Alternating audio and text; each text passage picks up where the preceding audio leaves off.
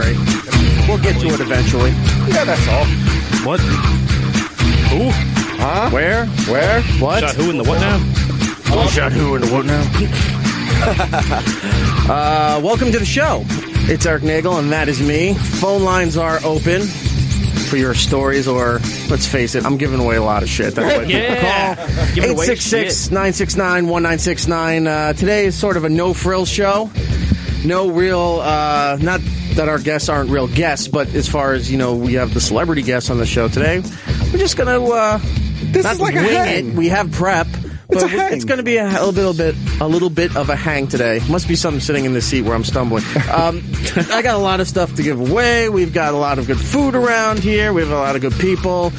And we are in officially a female Ghostbusters world right now. We are in a female Ghostbusters world. That's true. Did you just applaud that? Because I will throw you out of here. Good. We'll get to that a little bit later. Oh, yeah, we can talk about that. Yeah. Let's go around the room, say hi, see who's here. My co-host, Matt O.G. Hello. How are you, sir? I am lovely, thank you. Are things looking up since previous weeks? Well, no flooding, so I got that going for me. Mm-hmm. And yeah, I think things are going okay. I mean, other than we're in a female Ghostbusters world, I think things are going okay for me. I'm not stealing a Ron Bennington bit. It's just it was fun to say because he always says we're in a post whatever world, and Ron's a lot funnier than everybody. So. So call it an homage, if you will. Sure. To his right is our buddy Giddles. How are you? Hey, not too bad, man. How you doing? We'll get to that later. How are you doing? I'm not doing too bad. Woke up to some lousy smarch weather today, and lousy smarch, and then it got pretty nice out. So can't really complain. I know. I guess we did pretty well considering, the storms. There's going to be a storm coming on Friday. This will probably be the last big storm, at least for this area, for the winter. And now that I say that, we'll probably get dumped on a million times. But then all of a sudden, oh no, it's going south. We're not going to get anything. This morning I woke up, it was snowing, it was barely anything, and I guess all the people down near D.C. and all that got like 6 inches. Did you see the weather for next week, though? It's going to be like in the 60s all week. 70s? Yeah. 70s. You know what that means? Everyone's going to get sick. That's right. Pretty much. We're going right. It's when you hit the extremes, everyone gets sick. Huzzah. Mm-hmm. Female Ghostbusters. Oh, wait a minute. You're not on there. There you go. Sorry about that. Everyone's be dripping ectoplasm from their nose. Climate change in a female Ghostbusters world. It's because the containment unit was opened. Yeah. That odd one that looks like a bear trap. Yeah, what was it with that? So everything's good with you? Yeah, man. No really takedowns, complain. no food adventures, nothing? No, not really. Any old bums yelling at you on the street? No, not too much. I did see, a lot of people like to point out that I have a beard, which I just think is really funny when I walk down the street. On the street, people do that? They're like, hey, a nice beard. I'm like, thanks. But other than that, George people don't Carlin, really bother me. Look at my beard. Ain't it weird? Don't be scared. It's just a beard. True. That rhymes. Right. He is a genius. People will say the darndest things on the streets of New York. I heard a woman walking here tonight talking on the phone and telling whomever she was talking about that bitch done it in the master bathroom too and didn't bother to use baby wipes. That's amazing. All I heard. That was enough for me to paint a mental picture. What could that be about? I saw a woman at the Staten Island Ferry today taking a piss in the corner of this near the Subway restaurant, and then when we made awkward eye contact, she looked at me like I did something wrong. Well, you did. You were watching Stop her looking, pee, freak. Jesus. It was a quick glance too. It was like one time between two parked boats. She's just leaning over the railing to try to get into the river. Yeah. And then she's being courteous. No, literally, there's a bathroom and then there's a Subway restaurant. She was in a catty corner, just popping a squat. Nice. You know why? It's probably the cleanest location out of all of those. You know why? Because she wasn't a paying customer. Yeah, that's it. One time during, way back in the long ago when we were still doing the walkovers from CBS to XM, when the XM portion of the show was done, sometimes I had to go back over to CBS to get stuff or take care of things or whatever. And one day I was heading back over to K-Rock, and right where everyone could see West 57th, one of the busier streets in Manhattan. Big, burly homeless lady whose clothes looked like burlap sacks. Nice. Just slowly walking and walked over to near, sometimes these buildings have these little cement corporate parks in front of them, right? And they have weird little pillars and stuff. I know where this is going. Walks over to the pillar and just puts her bag down. This is all very slow. Like, there's no sense of urgency that she has to go or that there's people watching. Puts her bag down, angles out a little bit the legs to get like a wide birthing area, and then just pulls this burlap dress up above her knees. You don't see anything. Well, it's just above her knees, right? Yeah. And you swear her water broke because the water just went boosh. Down straight, almost like you said water, and I can't do that on television. Just went straight down and then perfectly angled to the left and the right. I'm picturing you outrunning a wave, like Deep Impact. Drops the dress, picks up her bag, and just carries on her merry way. Well, yeah. And I'm sitting there, I'm like, well, I don't see that every day in New York. But yet, if you decided to pee, right, then there's a problem. Then there's a huge problem. You know why? Because I'm white. And you're not wearing burlap. White pee matters, It does. I've been told. Well, that's all well and good, but we didn't finish introducing everyone here. Returning to the program, it's been a while since he's been here. Our friend, comedian Brendan Sagalow, right? Hey, everybody. Did I say it right? Yeah. All right, good. Sagalow. I have a habit of not getting anybody's names right, and I don't bother to figure out how to correct it either. I mean, at this point, my name is Brendan Sagalow, so everybody calls me Brandon or Sagalow or whatever. I just stopped caring. I was like, whatever, call me whatever you want. Way to have confidence in yourself. I know. I have a name, damn it. Just call me whatever. I'm beaten. It's beaten me. All right. just B-SAG. Just shorten it all up and make it neat. You have a great Homer hoodie on, though. Yeah, you do. Know. Yeah. Well, when I was getting dressed today, I was like, gotta put on Simpsons gear for this. I'm going to take a photo of that later and put it up on, it's Erik Nagel on Twitter, but it's Homer dressed up as... Hunter S. Thompson. Right. Yep. That's where did you get that? Because now I might want it. The snowboarding company Neff has a whole Simpsons line. They do. Dude. All right. I know where I'm shopping this weekend. It's fucking awesome. Hello man. to the good people of Neff. Yeah. And it's like Nerf, but with no R. It's Nerf with a typo. Yeah. And then, the last time you were on the show was back in December, right? Yeah, I think so. A couple months ago. It's good to have you back, man. Thanks, man. We last time he was here, we did the whole show, and Brandon was great. We get off the air, and he goes, I had no idea you talk about all these things. I love all this stuff. So I'm like, well, then you should have said something. So this way you're back, and we'll talk all this cool, Nerd fun crap. stuff throughout the next 3 hours here. And completing this circle of trust here is our pal Emilio Sparks, works here at SiriusXM over at Shave 45, and various other jobs that he does not like to do. Hello. So I said, hey, you want to come in for, an hour or two? And he said, yes, absolutely. I don't care what my job is. Yeah. And I said, fantastic. Sweet. Love it. Yeah. You're doing all right? I can't complain. You can. I could, but there's really nothing to complain about. There's a lot to complain about. know. We just didn't get to it yet. And later in the program, our friends at Motherboard will be back here. Nicholas, and he's bringing a couple of people. We're going to discuss some tech reviews and also some articles that they've been putting out. One of them, Matt was intrigued by. It was the why is this? Well, there's a series of articles. Is why is this still around? I think is what it was. And the one in particular that I read today, I read a couple of them, but one in particular was voicemail. And that you're reading the article, and it's like, wow, this is really all very true. Yeah, that is accurate. Yeah. Do you check voicemails? No, I hate voicemail. And the problem with voicemail is that I hate the icon on my screen. Yeah. But then I don't want to check it either. Yeah. Dude, I have so many voicemails. Yeah, it's annoying. I don't leave any. I don't. No, neither do I. I don't have either. zero desire to sit there and go, hey, it's Emilio. You're not around right now, so I'm going to leave this voicemail. First of all, the only people that I call is my mother and father on occasion, and my sister on occasion, and maybe my wife, but not even. Everything else is text. And if I call somebody and they don't pick up, I don't leave a voicemail. I'll just text them. Yeah. I think in the last year, I don't even think I've come close to using 1 month's worth of minutes. Oh, God, no. Like, total. No, total I haven't for the whole year. I haven't used minutes ever. Yeah, like I checked my plan the other day. It said you have used 7 minutes this month out of like 4,000. Yeah. Like, what am I going to do with all these minutes? They restructured everything because back for you kids. back when the cell phone thing started becoming more and more accessible to people, it was always about your minutes and your plans, and they started out pretty cheap, but then when everyone was using their phone, they jacked up the price because now people started texting, so they were charging you an allotment for texting, and if you went over that, they were charging you. Remember, it used to be like 25 cents for a photo text. Right? Like, don't send me a photo text; you're costing me money. Dude, my mom got yelled at by my dad once, I think in like 2003. Because she had like 16 texts on there, and it cost him 10 cents because he didn't have a texting plan. That's horrible. Like he kept on his singular monochrome phone that had no texting. So the times when we're on the air, if my mom needs to get in touch with me, she would send me a text.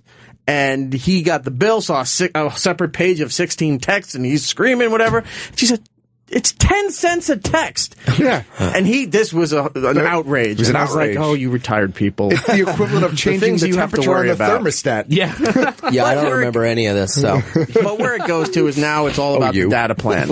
And the data plans were cheap when they started making them more available. Now it's just like the minutes, where you got to find somebody that has a good plan that could either be way more than you need, which is never the case because you always go over, or those unlimited plans where you pay through the nose. Nobody has the unlimited plan, or almost anybody has the unlimited plan, and they kind of force you out of it after a while. The only good news is that more and more places have free Wi-Fi. Do you get the text message from Verizon? Because I'm a Verizon guy, and they'll send me a text message. You have went over such and such amount of this. Is it the this data? Exact text message? I hate that fucking text message. Yeah, that's the exact text message. I get it every week. What is it? It basically says, like, the number ending in blah, blah, blah has used up 85% of your thing. Yeah. Please move to a higher plan or pay out the ass. You're paying $15 extra, and then if you go over 2 gigabytes, 3 gigabytes, they keep on jacking up the charge. And now what Verizon is doing, I've been noticing it, because I'm up for a new phone. I'm actually getting a new phone next week.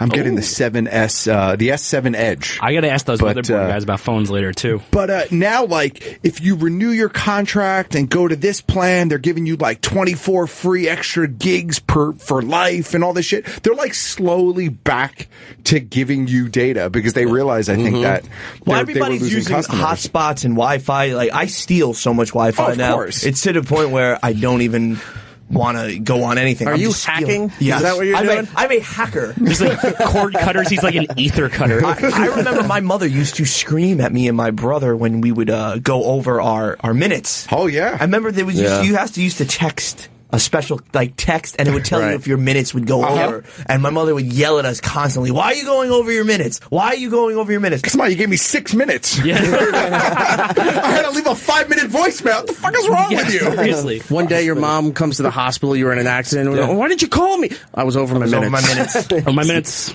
Well, that's why even, back in the day, before minutes and before cell phones. Long ago. When you had to pull out the little antenna. Well, I had a beeper. So did I. But before beepers, payphones. Oh, yes. You would call collect, but you had that 15-second window where you didn't have to pay.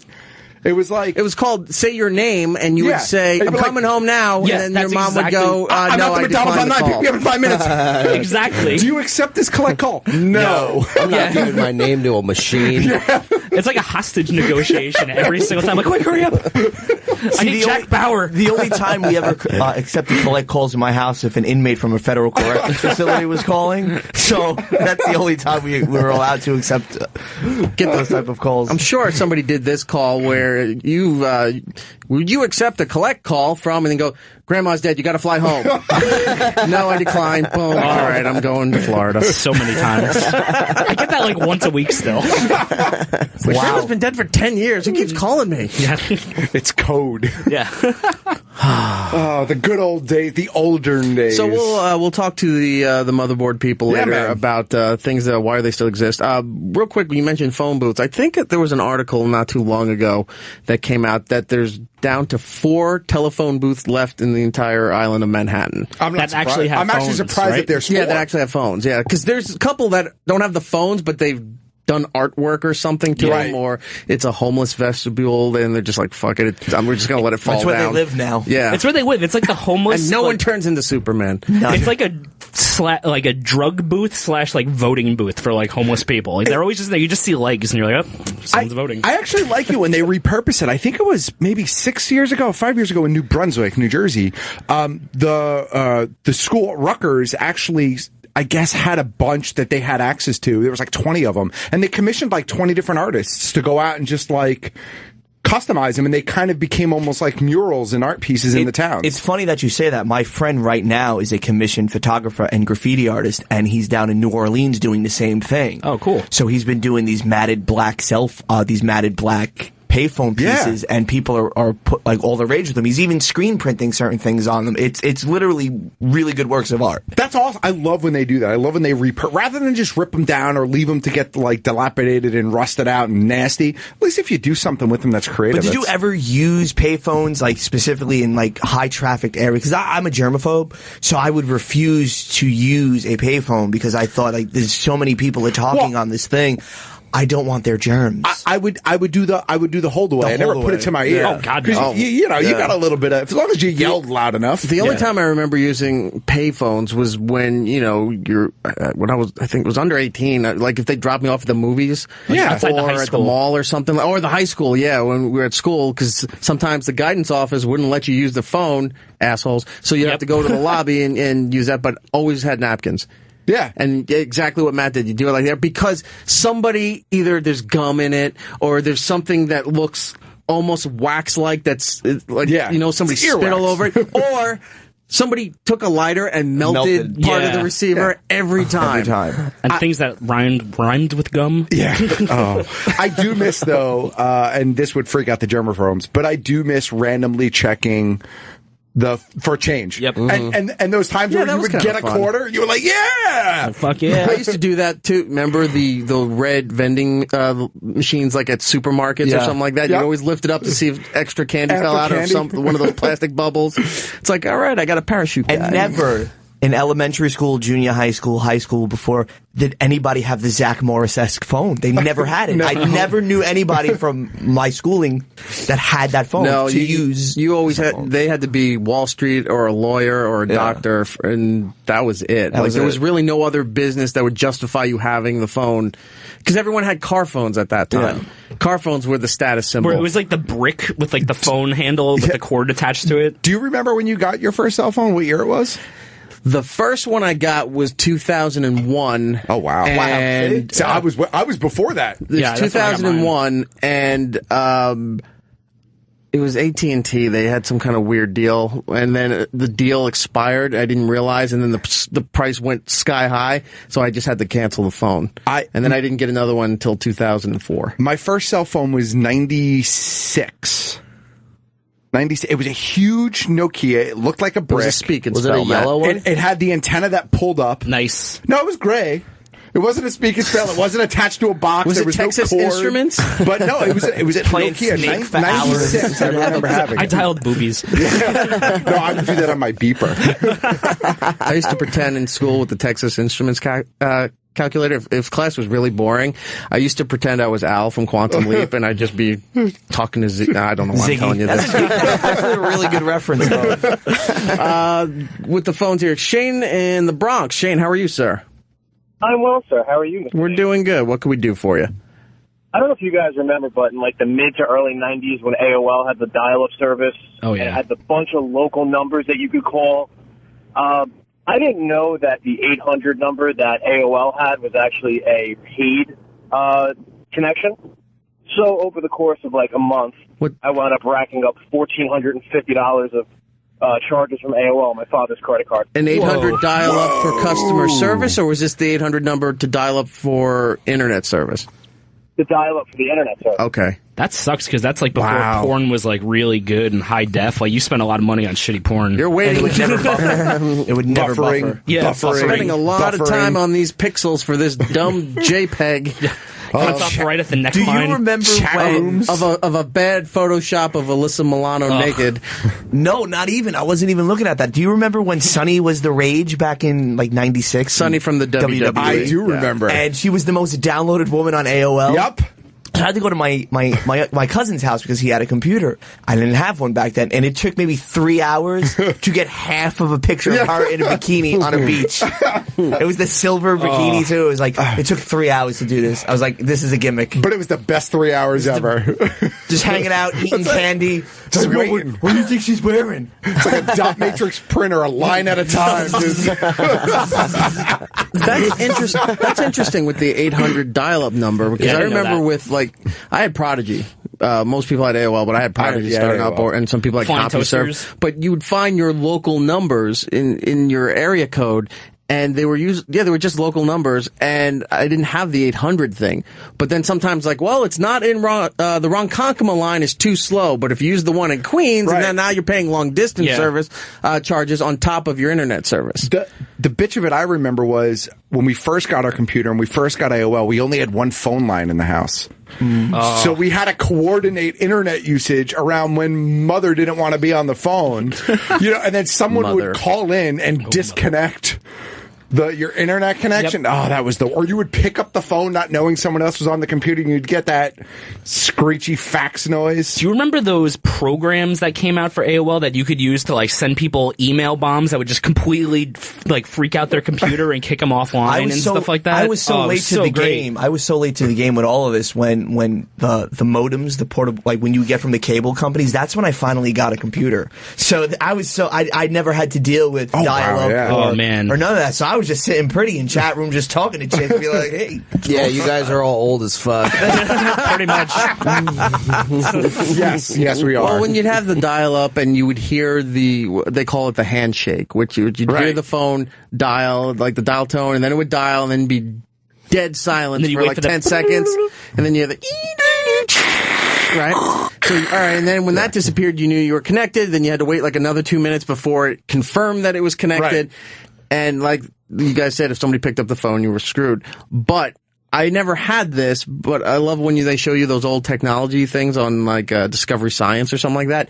The modem that predated your 2400 kbps whatever thing, and you were so excited when the 9200 came out. They had the ones where you actually had to put the phone on a receiver. Oh no! Only time I ever seen that was Weird Science. Yeah. There you go.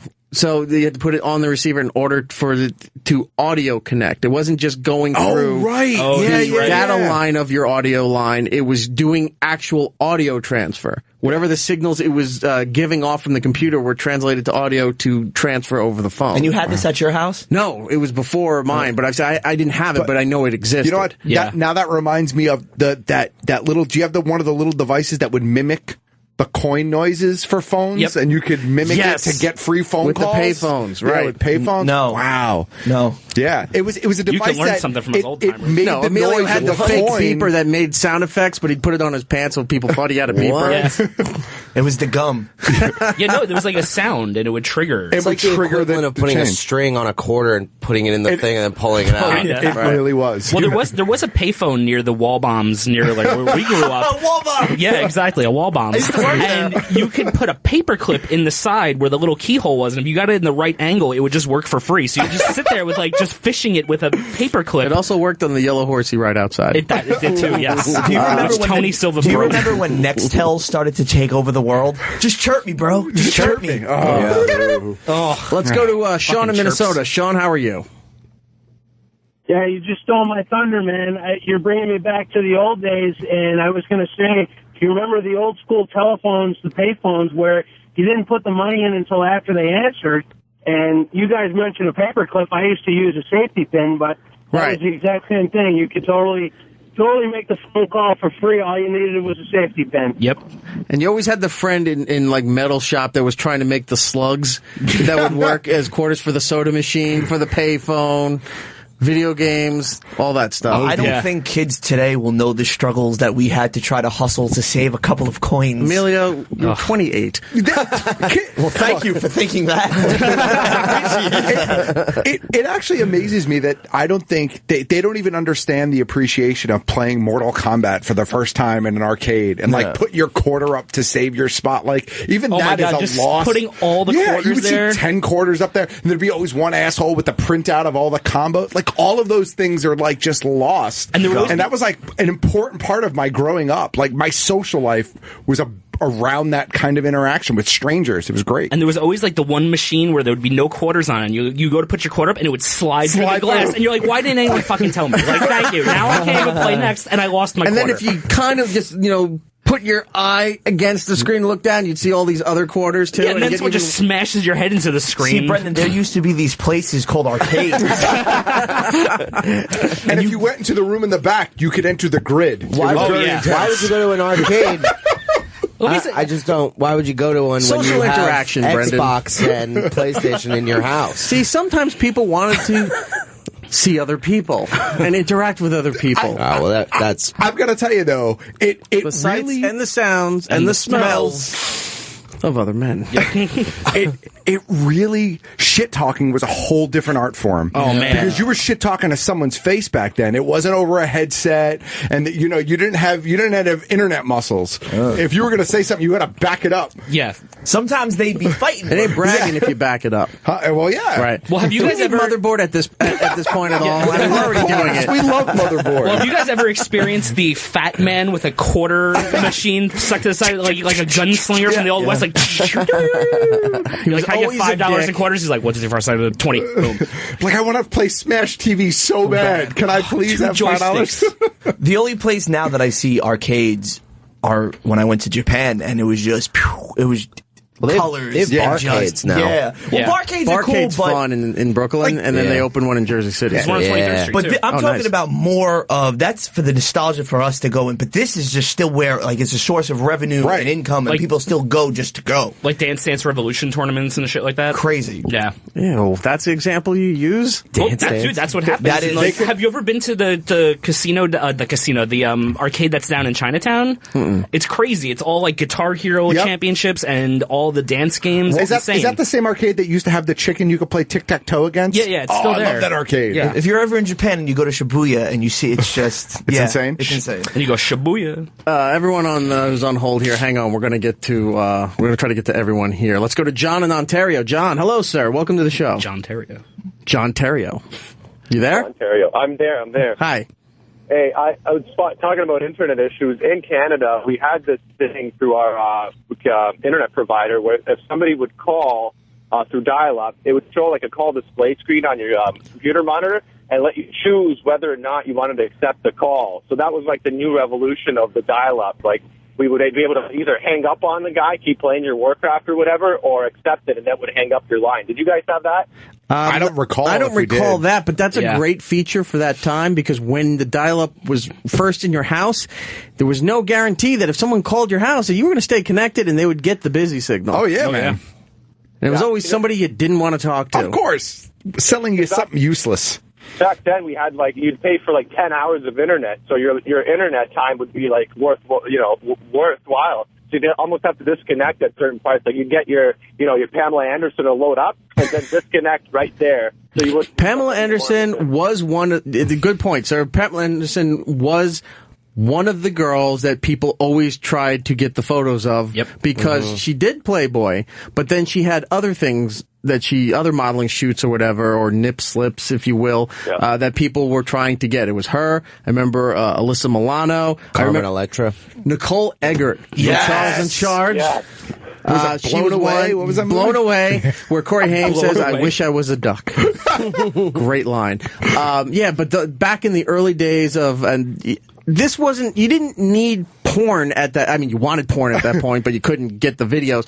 But this was what you had, and this was what was exciting, because if you were able to download it, people would print it out and bring it to school. Oh, yeah. I remember that. They were hiding it in, notebooks and video game boxes and things or they would give it to you on the floppy disk. Yep. And they go, here, dude, I just spent all night, I downloaded everything of Erica Laniak, the one who got fired from Baywatch, and then did the horrible Steven Seagal movie. This has got 100 megabytes of porn on it. I've never heard of floppy disk porn. Well, no one really had a floppy never disk heard of while using floppy John, porn. thanks for the call, They man. have a pill for that. Do you guys remember when there were certain magazines that they would come with the free AOL for X amount of hours CD? Oh, yeah. They would have it, I don't know, they probably had it at Suncoast, right? They were on the counters of, like, Record World Yep. and Sam Goody. Free and trial membership. 20 free hours. It's like, don't get the 700-hour one at Circuit City. Go over there, you can get the one for 1,000 hours. Yeah. And then it was 1,200 hours. And then all of a sudden, somehow they got your address and it kept showing up in the mail. I'm like, I don't even have AOL, I have Prodigy.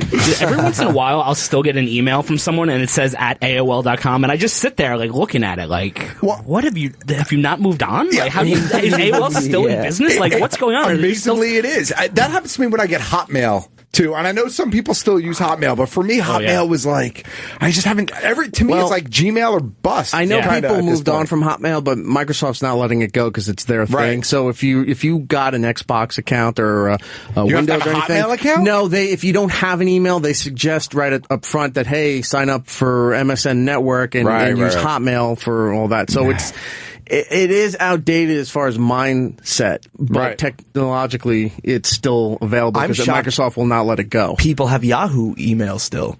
You know, but you know why? It's because Yahoo is integrated with some really big things. Like Yahoo is integrated with YouTube and Flickr. Yeah. They own both of those, so I think that's why you still see Yahoo Yahoo's ones. Google's Google YouTube. Is Google YouTube? I thought it was Yahoo.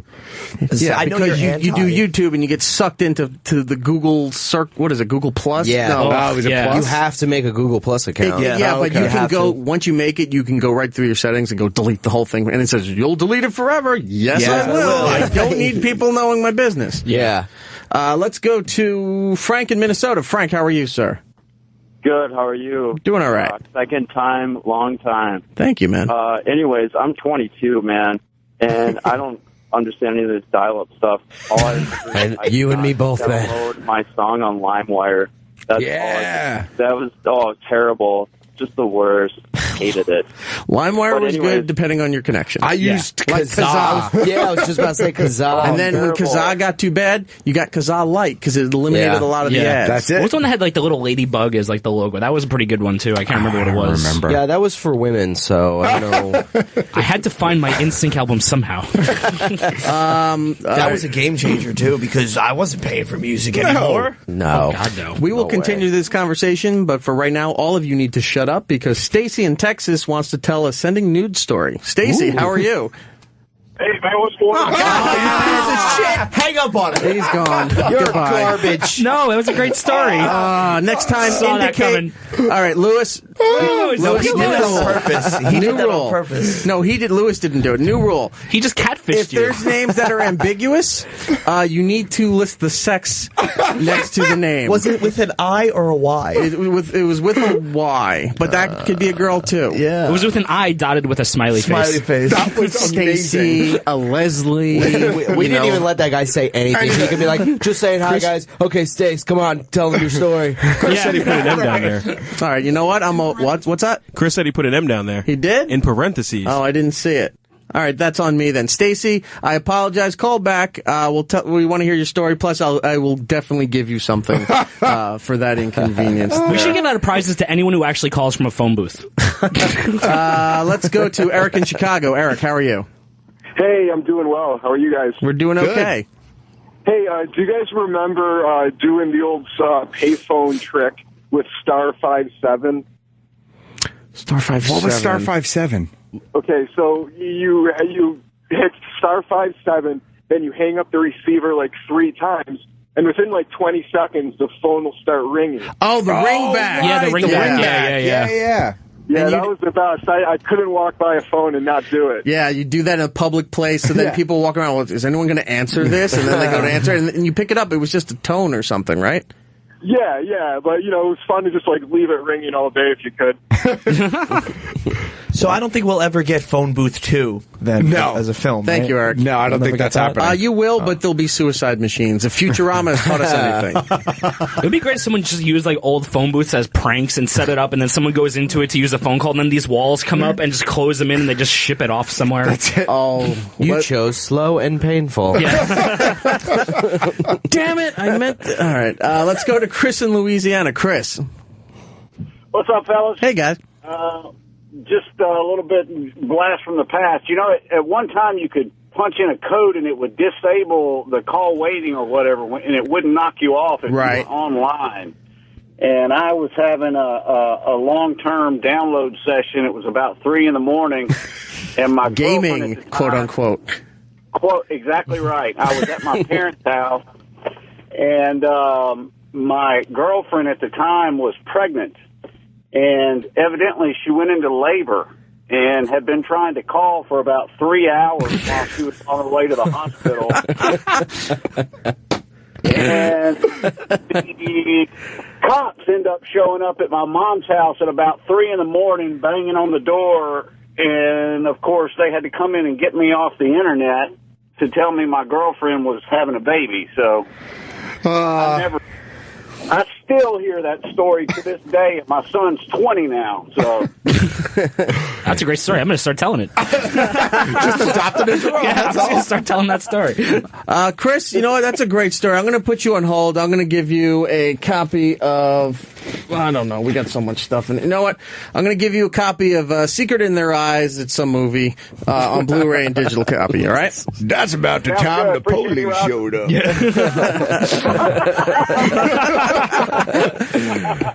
I really thought this was going to take a turn, so I had to go to the general store to get my voicemails. Stacy has not called back. Stacy in Texas, please. You offended him. Well, he offended us a little bit, but we're willing to let it go. And how did he offend us? Because of his name? His genitalia offended us. Sorry he had balls, Eric. I am too. Let's go back to Louisiana and talk to Bruce. Bruce, how are you? What up, my Nagel?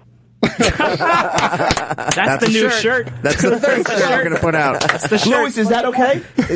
That is amazing. Louis just did the touchdown symbol with his arms. Well, thank you. All right, it's approved. I'm Iraq Army #1, Nagel, right? Sure. Anyway, that sounds horrible. Well, I didn't write the song. What can we do for you? So anyway, I'm the last house. I live in a really shit small town. On the left. I'm literally the last house on my road with high speed internet. You can't. I have DSL, and I actually have the high, good for where I'm at, especially. My best friend 2 miles down the road has no DSL, no cable, the direct TV thing, whatever that shit is. He can't get it. He's got Verizon on his cell phone, but it's not enough to even use his cell phone. His signal's so weak at his house, he can't even use his phone as a fucking hotspot. Why is he living there? Yeah, tell him to move. Well, that thing is he's like, Be a real friend and burn his house down. It's ridiculous. He has zero fucking internet. His kids have to bring their Xboxes over to my house to get updates. And then I picked on him one day. I'm like, why are they even updating? They can't play online anyway. Good point. So I was like, so why are you trying to update his Lego Dimensions or whatever? I need the Doctor Who universe or whatever the fuck it is. And I update it for him, and I'm like, wait a minute, you can't go online once you get home anyway. Yeah, the current game systems, for those who don't know, for PlayStation 4 and Xbox One, you have to be connected. Yeah. Even if you're not playing online, you have to have an internet connection or it doesn't work. It's ridiculous that they force you to do that. But it's fucking ridiculous. Bruce, be a real friend and shame your friend into upgrading his life. He has kids. There's no excuse. Yeah, he also has a really cool pond and a fucking landing strip in his backyard. I'm not going to fucking down it too much. So he has money then? Oh, yeah, he's the fucking pharmacist, man. Why does he have internet? He's just a cheap fuck then. How far away is he from your house? Just get a really long Ethernet cable. Yeah. You're funny, but that's how we did his fucking kids, because his kids we hooked up the Xbox to fucking Ethernet and a fucking trailer in the back for them to camp out in the backyard. When they were camping in the backyard, they took fucking extension cords and Ethernet cable to play Xbox in the backyard. Oh, Jesus. Camping has changed. Really? Bring Xboxes camping? I'm never going to Louisiana now. God. Bruce, that was a good story. I'm going to give you a copy of Secret in Their Eyes on Blu-ray and digital, all right? You'll love it. It stars people you don't know who they are. You know Nicole Kidman and Julia Roberts? Of course. I was just being silly. Don't insult me with prizes. I just love the show. Bruce, then back into the box it goes, and you are a good person. When I finally do want a prize, it's going to be a good one, and I'm going to say, Eric, this one's the one I want. And you'll say, Bruce, you've been a good friend for all this time, absolutely. And you'll hear the dial tone. Bruce, do you want ER season 6? Bruce, thanks. You could go ahead and do the dial tone now on that one. All right, Bruce, thanks for the call, man. I appreciate it. My Nagel. Let's go to EJ in Ohio. EJ, how are you? Oh, just dandy. Good. What's up? Well, I go back way old school. Mm-hmm. Anybody remember CompuServe? Oh, yeah. Yes. That was the third, not as impressive dial-up service compared to Prodigy and AOL. It was like the Checkers of dial-up. Well, here's one of the things. It was like 1983, and I saved up $300 from my paper route to buy a modem for my TRS-80 Radio Shack computer. And I get it home and find that the computer doesn't even have a serial port to hook the damn thing up with, so I bring the damn modem back and buy a goddamn stereo. Most of the words in that story don't exist anymore. Write that down for motherboard. Serial port doesn't exist. Yeah, none of that crap exists anymore. It was 1983, and I was going to the Radio Shack in my horse and buggy. It's like, I got to call into this radio show. He's using a rotary phone. Yeah. Look, back then, I was impressed that my cousin had the Commodore 64 with the printer. Yeah, man. And you could print out a Christmas card with green and red. And I was like, ooh, somebody Fancy. has money. You can knock the Commodore I was 64 all 6. you want, but I played Zork like a bitch on that thing. I did too. What year was this? Commodore, probably Back, the late back, 80s. Mid-80s. Back when Jesus was around. Back like, it was before a long you time cared ago. when things were going on. Okay. Millennials don't care about anything before they were born. You weren't alive then. Wait, so I'm classified as a millennial being 32? No, I think he beats it. I think Yeah, I he's think he beats okay. it. He You're does safe. beat it? I think you're Okay. safe. Thank God. Okay, safe. then I thought you were take that back. 28. According to E-Rock. I don't know things. My Nagel. Let's go to Scott in New Jersey. Scott, how are you, sir? Hey, guys, how are you? Doing Good, man.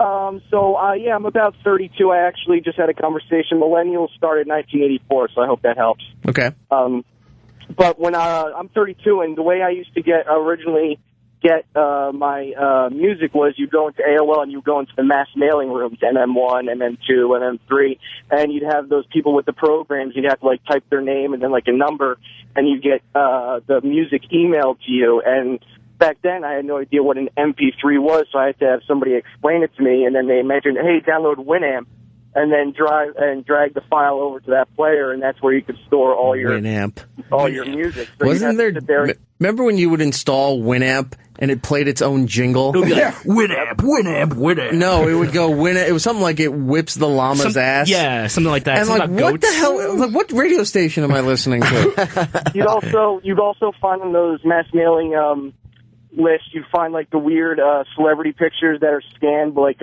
Gwen Stefani getting DP'd, or like or the, No doubt. And it would say "real" in caps on the file. Yeah. It has to be real. REL. I remember the fun one was the animation of I think Marge riding Homer with. I remember see, that. That's where I draw the line. Animated stuff creeps me the fuck out. I totally watch remember that seeing stuff. that though on a website. I was like, this is really bad. Up until that point, I was still doing Columbia House and BMG for a penny. Yeah, man. Yeah, everybody was. So, And you always put your neighbor's address. Your neighbor's address, yeah. Well, do you remember when you used to be able Scott, to go, thanks for the call. You remember you used to be able to go into like chat rooms on AOL and people would just send you emails of things like, oh, I have all these files. Like you write back with like what numbers you want and then I'll send them to you. It's like early file sharing. Attached type with stuff. viruses. Yeah, pretty much. Right. I want to go back to Winamp. Because Winamp was like, I could customize the skin. And then you were looking for certain skins, and then you could find people who could take your photos and make skins for Winamp. The visualizations. Brandon, does any of this sink in with you? No, I zone out every time you cavemen start talking. Remember Real Player and a file with Real Player would come up and you're like, fuck, I wish I could use Winamp. Which sounds like you were talking through a phone. Yeah. Let's go to Steve in Alabama. Steve, how are you? E-Rock, what's going on? Well, we're talking about how old we are. Well, yeah, you remember Net Zero? Oh, yeah. Oh, I do remember I Net saw a Zero. commercial for that Net was Zero a browser, recently. wasn't it? It was Net Zero late 90s or beginning of the 2000s. I think it's still around. No, it was like 98 is when you could order the gateway computer in a box. And that was supposed to be the free internet dial-up, right? Well, yes, but if you paid $9.99 a month, you could get it without the ads. Advertisement. So I've been getting a bill, because I don't have it anymore. I've been getting a bill for the last 14 years for $9.99. Are you paying it? Shit, no. Okay. Yeah, what were the browsers back then too? I'm trying to remember. Netscape. Yeah, I worked in a computer lab in 96, 97. I was in college then, so. But Brendan, wake up. Sorry, man. Sorry. I was thinking of Xbox One and good things, technology. Fun things. All the porn on my phone. He is never coming back. I don't know, he's like, oh, I got this Oculus Rift. We're like, remember Virtual Boy? Yeah, Virtual Boy. Remember the big dome you'd have to stand in at the arcade when they said, we have 3D? And it looks like that shit that architects used to use. Everything was squared. It was the blueprint. Yeah. So what would happen if we go to a dystopian society? Will people just want to slice their fucking wrist at this point? Probably, yeah. Yeah, they just won't know how to function. I mean, There's gonna be a lot of dance battles in the street. People lose their shit if the power goes out for a couple hours. I know. During Hurricane Sandy, I did not know what I had to do. I was like, I'm going to talk to my family? What? Huh? I saw, during Sandy, kids in their parents' cars charging their phone. Oh, yeah? Oh, yeah. The cars were running. Now, the hurricane just happened. It's like the next morning. And, a lot of places, power out and trees are down and all this stuff. Kids are in cars when you don't know when the next time you're going to get gas because the gas station got flooded or something like that. Wait online for 4 hours for gas. And they're charging their phones or their iPad. And I said, this is ridiculous. Oh, my God. Thank God I had a generator. Let's go to Kevin in Florida. Kevin, how are you? Hey, man, what's up? Doing good. Awesome. Hey, I had originally called 30 minutes ago, going to go on about unlimited plans, but now the conversation shifted, so I'm going to go. You can go back. Two other things real quick. No, we're fine. But here's the thing, I can no porn on floppies, but a game. I can totally tell you the best floppy porn game. It's the best of both worlds. If you say Leisure Suit Larry. Floppy, that's exactly what I was going to say. Yep. Right. It's the best. It was the best. It was absolutely the best. And now just throwing another thing out there. Hang on, there's confusion in the studio. Netscape Navigator. Emilio and Brendan. No, Leisure Suit Larry was an old game. Yeah. Oh, okay. I know what that game is, but I never played it. Okay. Oh, I just thought you were talking about the old KTU guy called Leisure Suit Larry, so I was lost for a minute here. There was a DJ named Leisure Suit Larry? Yeah, and he's roommates with Paul. Wow. That was his on-air name? Yeah, Leisure Suit Larry. I had no idea. I'm going to text him right now. Hilarious. Wow. Hilarious. Wait, did you have sex in that game and get laid and you could jerk off to it? It got just to the point. It was an animated game, and you would get to the point where some of these adventures he was having, he was trying to hook up with a hot girl, and the girl would say, "Oh, I'll be upstairs in the hotel room, but first you got to go across the city and get me a bottle of vodka and something else." So you'd spend your time trying to figure out how to get the vodka, then you go back to the hotel room. And there was always some kind of mishap that prevented you from hooking up with the girl, and then you're down on your luck again, and you try to do for the next girl, and it just kept happening over and over. Are you talking about the video game or my life? Wow, things just got real in here. The ladder. Oh. Let's go, Joe in Bayshore, Long Island. Joe, how are you? Wait, you there? What happened? Did he go away? It's not my dad. Try this again. Joe, you there? I'm here. Hey, how are you? I'm doing great. Hey, you guys are missing a big thing. In the old days, I had a bulletin board service, and they were all over the place. Right. And then once you logged into these things here, and you knew who you were, you were able to get into the elite sections and get all these paid programs for free.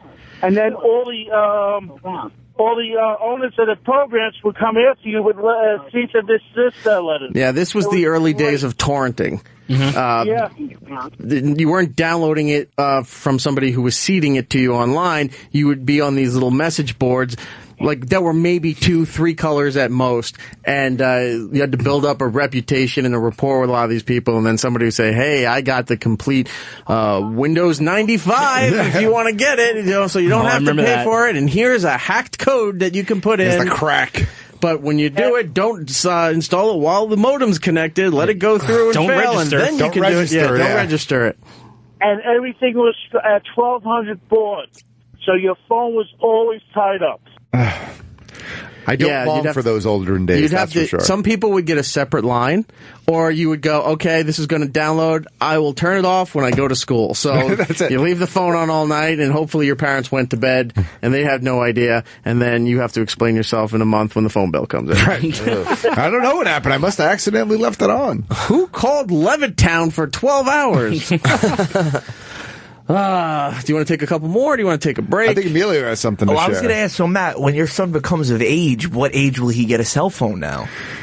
Because they're getting younger and younger. I'm guessing grammar school, to be quite honest with you. I don't know, 5th, 6th grade, I'm guessing, somewhere in that ballpark. So around 10. Yeah, probably in that. Is he now like on the iPad, or no, you're not letting him, because since it's all toys, does he use the iPad? Because a lot of parents now use that as a form of babysitting. I don't use it as a form of babysitting, but I do let him use it because I think that he should understand it. I think it's such a part of society. It's such an important part of education, I think, in a weird way, and a lot of schools are using it, so I don't have a problem with him using it. Obviously, I limit what he can do. But my son was 2 and picked up my cell phone and figured out how to take pictures and then get back to the gallery and look at the pictures.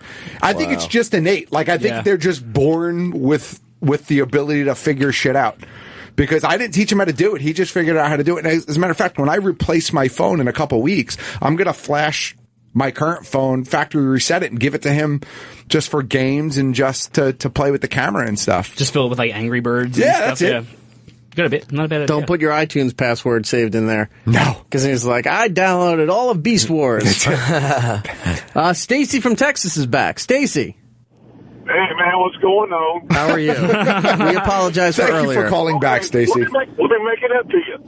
Remember this one? Samantha Fox. Yes. And that was because people didn't know who she was until she had a video on MTV Googling. called, oh, damn it. It had a saucy name, didn't it? Oh, I had it in my head and I can't think of it. I just remember that gorgeous blonde hair. She was just a blonde tart from the UK. Blonde tart. Was she from the UK? Yeah, I guess she was. Yeah, she was British. She was one of those like those Page 3 girls where the newspapers publish topless photos of women. Yeah. Her debut single, "Touch Me." Is it Touch Me? Big I Want Your Body. Oh, so she had big boobs. No. It was okay. Right. That's why she was all downloadable. Yeah. This was the song. Nice. Didn't she do Hold On Tonight, too? I don't know. Maybe that could be fun. Where's the hook? Oh, brother, look how busty she is in this photo. Nice. Denim and leather. Yeah. I hate fake laughing in music. Is she wearing like a chain around? Like, what is that? Like the line on her jeans, like going between her crotch. Yeah, that was to emphasize her crotch area. It looks like 2 wallet chains. It's just Ooh.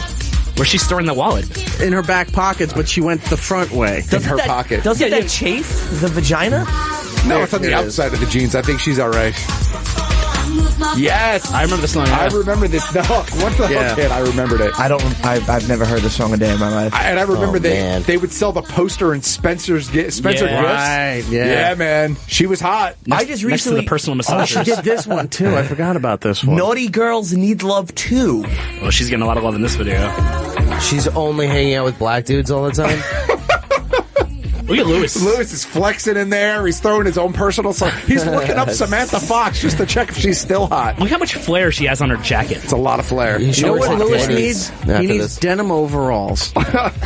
No one needs denim overalls. No one needs denim overalls. I bet he has Not those even because he farmers. has cowboy hats and boots. Right, Country Lou? I'll post these during the break. Oh my God. Is she related to Megan Fox? No, I don't believe she's related to Megan Fox. Was this before That's full force. The backups? It is. House Party. Yes. The guys who like, I smell pussy. Yeah. That's them. Wow. All right, I'll post that so everybody can say, was this wow, before the freestyle entertainment music? sucked back then. Oh my God. Probably. Right? What year was this? 2013. All right. It was not 2013. Can never tell anymore. Let's take one more call, and then we got to break and move on to some other things here. Let's go to a girl, Melissa in Virginia. What's up, guys? How's it going? How are you? Hey. I'm good. So, your AOL conversation, you totally have to find out about what's going on in my family currently. My parents and I'm in my 30s now, are in this huge war over AOL. Because back in, 94, I signed our family up for an account. Right. And I don't know if you remember, but only the parent account that first signed up had all the controls, all the power. Yeah, they had to make, I forgot what the other accounts were. It was like the master account. Secondary accounts, but there was a name for them. I can't remember, yeah. Right. So basically, I'm the parent account on it, and none of them know the password to get in. My mom still uses AOL, not the free version, but actually pays monthly right. to use AOL. She won't go on the internet until she's opened up the AOL program to use a browser inside of there. So, her browser's super small because she's already got it open within a program. See, people had that confusion when you didn't need to be contained in the AOL or the Prodigy world, where you could dial up and just go to your browser and you didn't have to do all that stuff. They still did it. I get it back then. That. So she does that now. My dad is furious that they're paying $20 a month for AOL when you can still get it for free.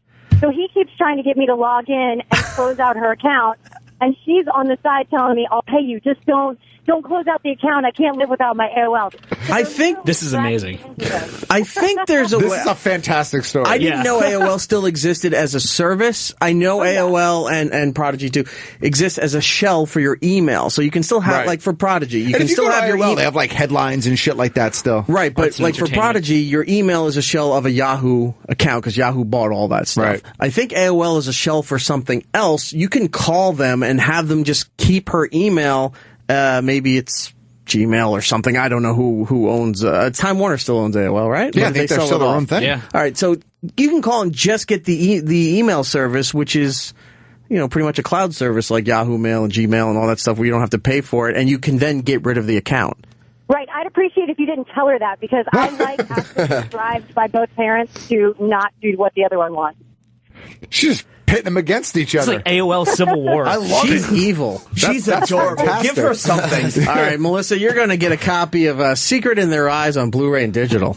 Oh, you guys are the best. Have a kick-ass weekend. You Thank too. you. You Take too. care. Well, that's a great way to go to break. Yeah, man. All cheery and sunshine and happy. Parents fighting. I love it. And we'll wake up Brendan so he knows what we're talking about in the next segment. Fucking present stuff? Yes, I promise in break 2 we'll talk about something that happened in the last couple of weeks. You want to talk about Trump's dick? Not or do really. you want to? He has great hands. He does have great hands. He's going to make his hands great again. I feel like we're talking about the cotton gin. Social studies? Really? Yeah. That's what you flash back to? That's all I know. I think maybe when we get back, we need to start discussing female Ghostbusters. Yes. Does that sound good? Yeah, And I'm going to stick around for that. And then a little bit later, if we have some time for it, I put together, this is going to be volume 1.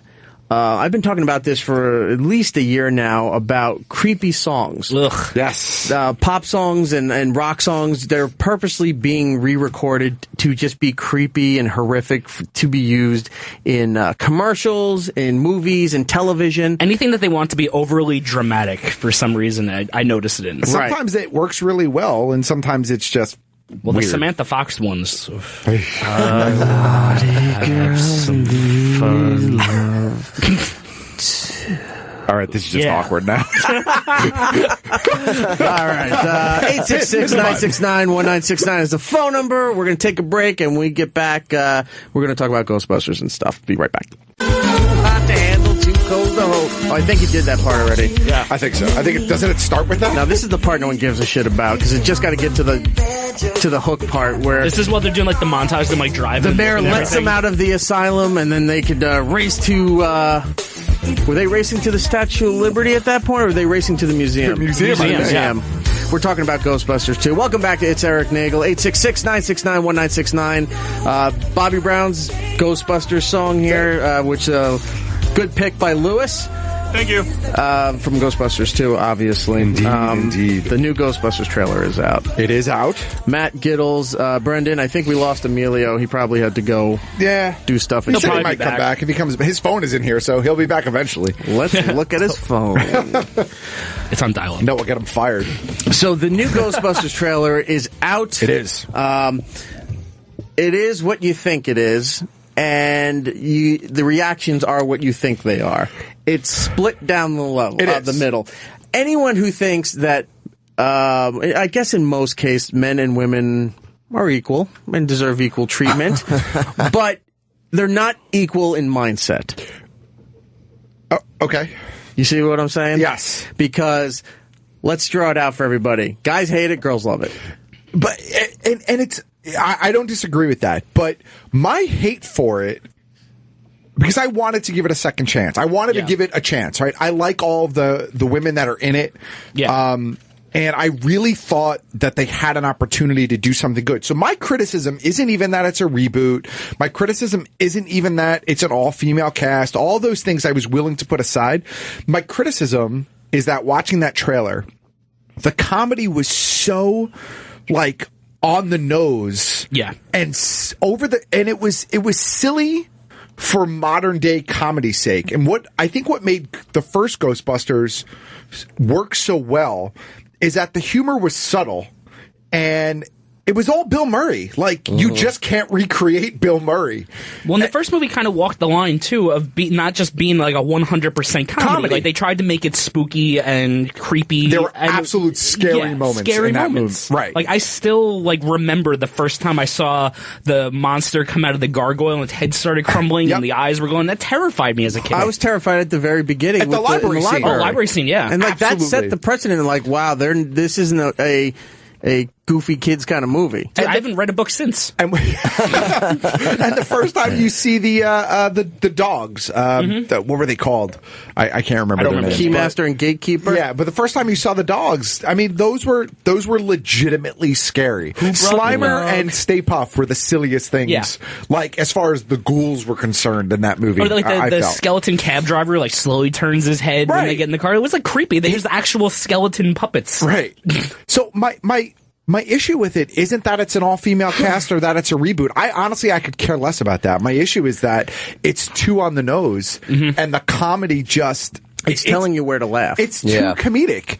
It doesn't have that charm that the first one had. I don't think it's too comedic. I think it's too structured to just point out, this is the emotional part. This is the funny part. This is the serious part. It's not letting you draw your own conclusions based on, I see what they're doing here. Wow, that may not be funny to other people, but that was funny to me. The action that person did or that little off-key comment that they said. They're making the jokes front and center in this so you're no, that's where you're supposed to laugh. I mean, there are people who are like, oh my God, this movie ruined my childhood. Yeah, it didn't ruin your fucking childhood. I mean, that's just retarded. You have your own problem. Yeah, I'm not say that. I'm sorry, I can't say the R word.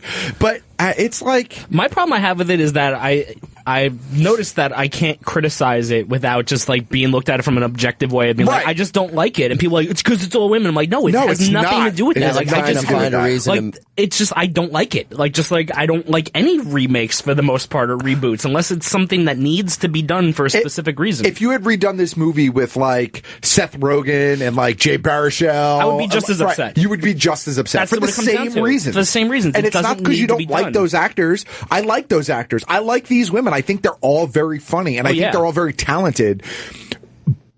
But they didn't need to make a Ghostbusters movie with this way. I don't know. I thought it was going to be a retelling of this whole new team and they come into it, but then we're watching the trailer, it's but these are just scenes from the original that you're just redoing. And I think that kind of confused me too, because I thought it was going to be this whole brand new original story type thing. It is. And then it's not, is it? It is. I'm so confused. So the trailer starts off with that 30 years ago business. Right. Yeah. Now, this was my biggest problem with it. Again, the fact that it's an all-female cast way down on the list as far as what's aggravating about this. they're showing this thing here, if we can bring this up a little bit. It says 30 years ago, they're showing New York City, and they're just panning over the city, aerial shots. 4 scientists saved New York. Now, they're not showing any footage from the old Ghostbusters. Correct. 1 or 2. They're not showing the old cast. They're showing the modern day building in Manhattan where the Ghostbusters headquarters was, which is an existing firehouse. Yep. So this is modern day. It's not even the 80s footage of that. I don't know if they couldn't use the footage. You could see like the Apple store in the background. Right. So I don't think they wanted to use the footage because even though they have that 30 years ago thing, it's not a continuation.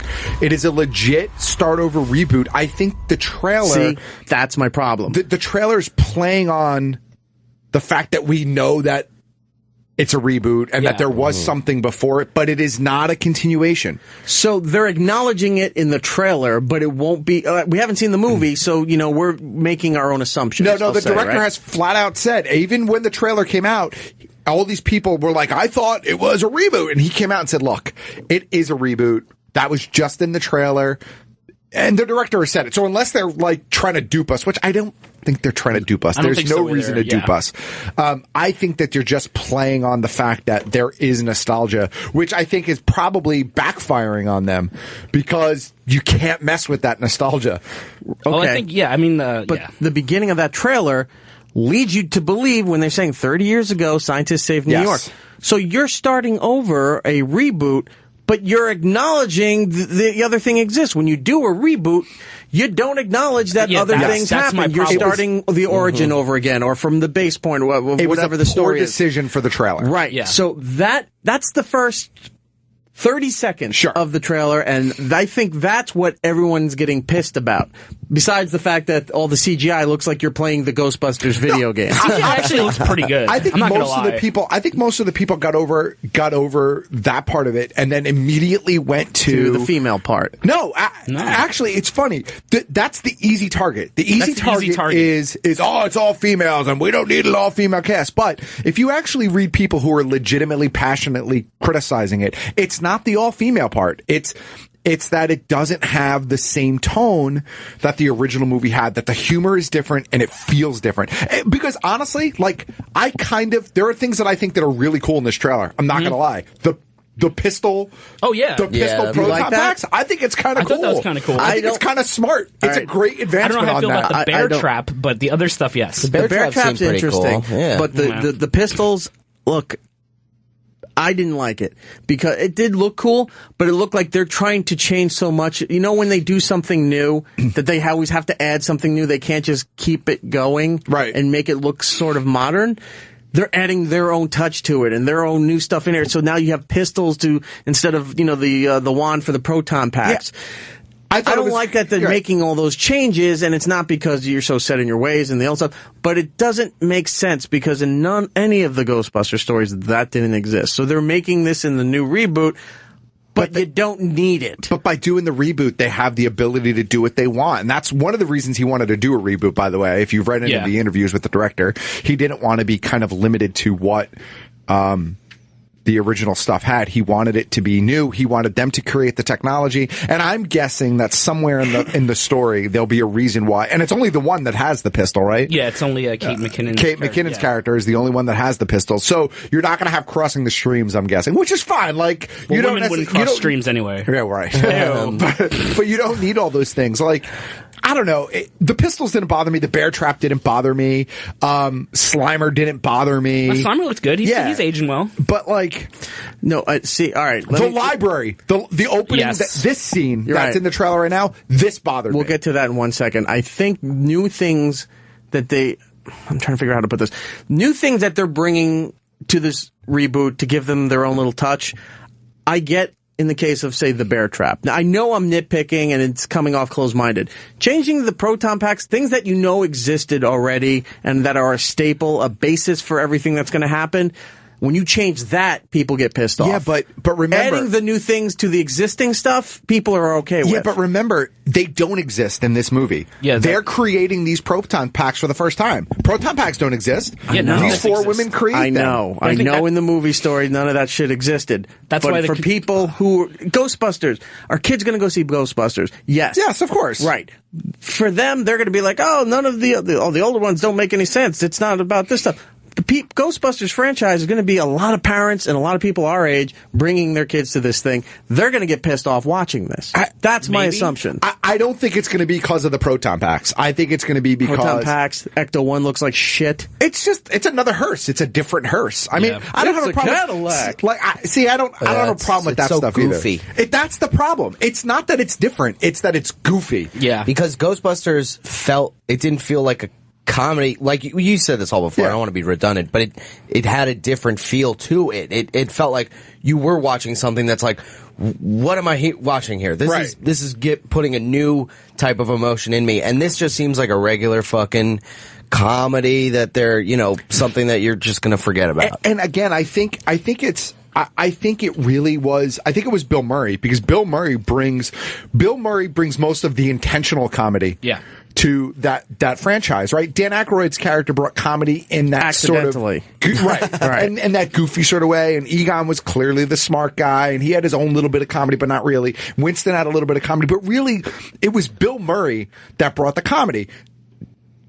Based on the trailer, it looks like they're all bringing the comedy, and it's all very much just like boom on your right in your face kind of comedy. Yeah. David in Tennessee. David, how are you?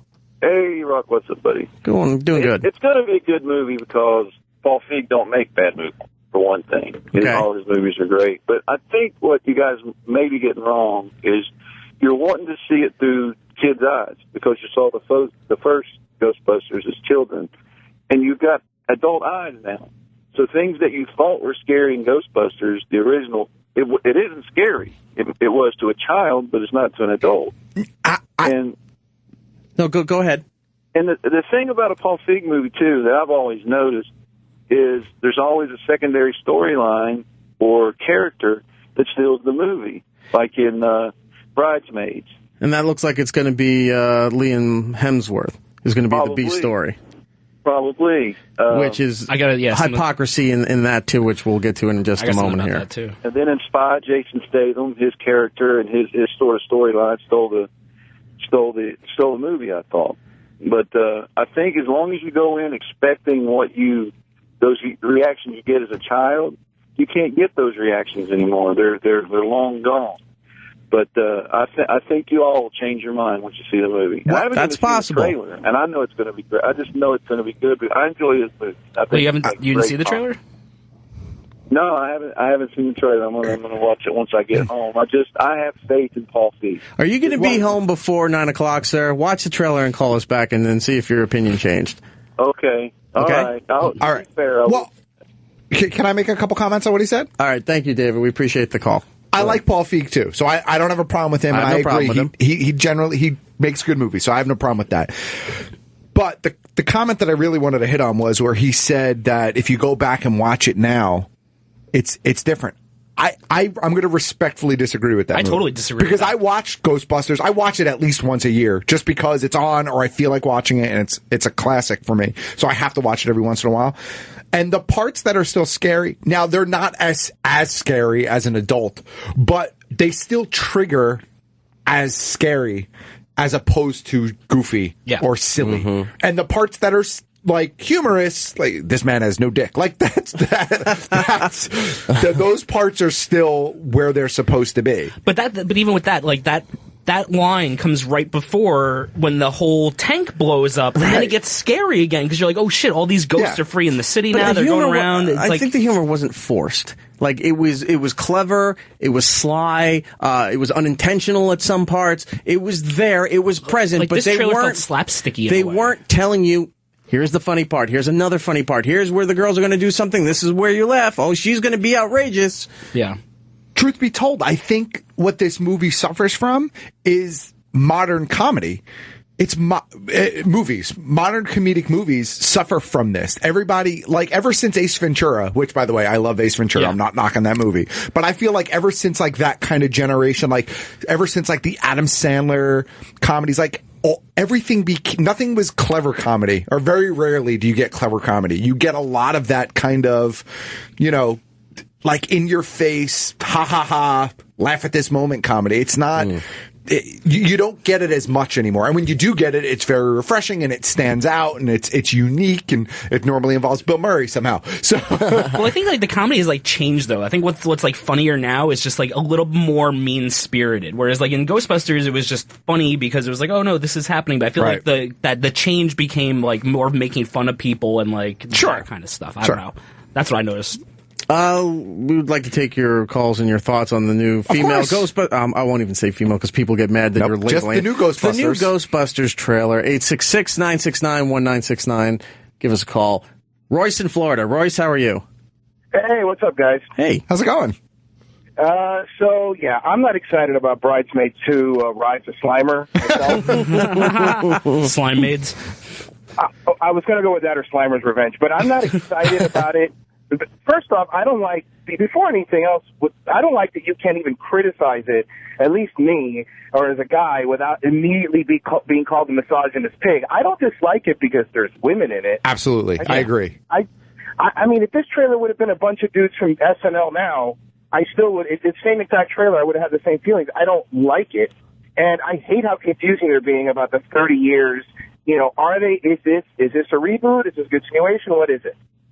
That's the thing that confused me because there's like a part in the trailer and they're like, oh no, these ghosts can like possess people. It's like, yeah, just like they could in the first two movies. So it's like, is it still in that world or are they just figuring out for the first time that they can possess people? That's what I'm so confused about. Wait a minute, were they possessing in the original two movies? Well, I mean, what's her name? When Dana gets possessed by Zool. And then, I mean, in Ghostbusters 2 with Vigo. Yeah. I mean, it's not like this is the first time this has happened. Okay. I really think that was a mistake for the trailer. Yeah. It was a bad mistake, but I think it's really a reboot. One other thing in that trailer, because we got to move this forward, the Stay Puft Marshmallow Man moment that they showed in the trailer is in Times Square. Yes, it's Uncle Sam, this huge 50-foot Uncle Sam. It would be like the carnival guy on stilts. Right. Yeah. And he's walking down, and he creeps down, and he looks into the camera as he stands back up and walks away.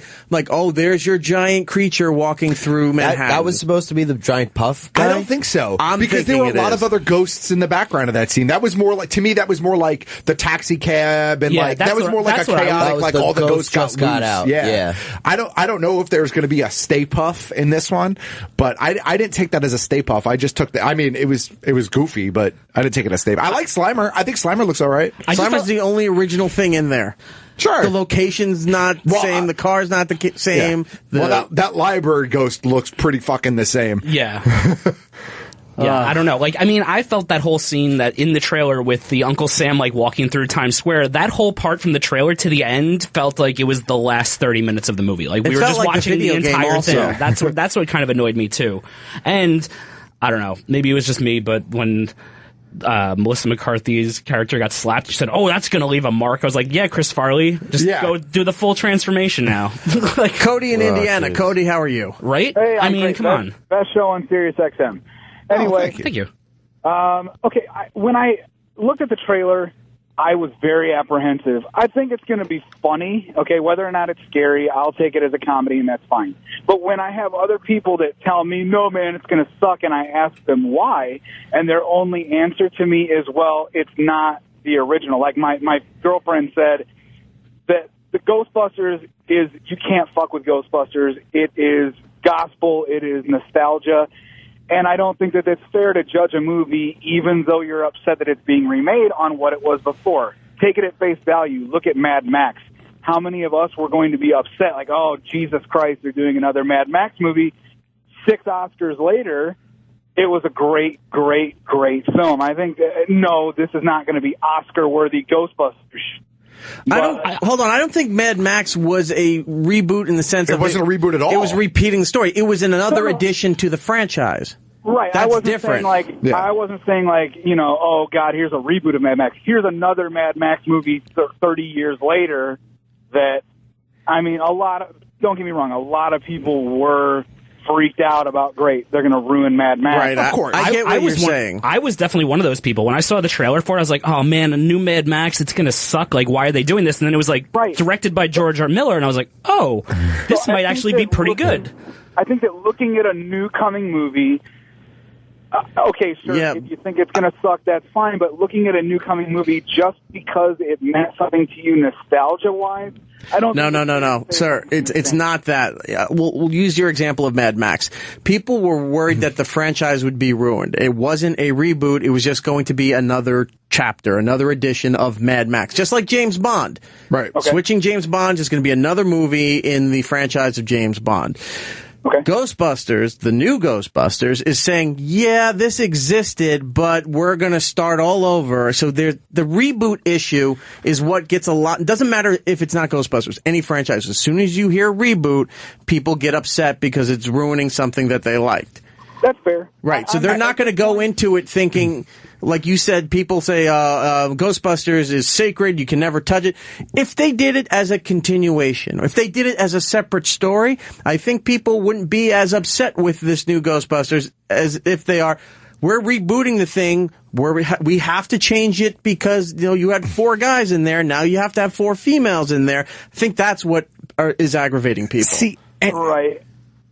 Go ahead. No, I'm not even hung up on that. Like, I mean, I'm not saying you. A lot of people are. I know, but I mean, if we're going to be honest, talking about it, I said earlier, I go back and I watch Ghostbusters once a year or so, maybe sometimes more. I love Ghostbusters.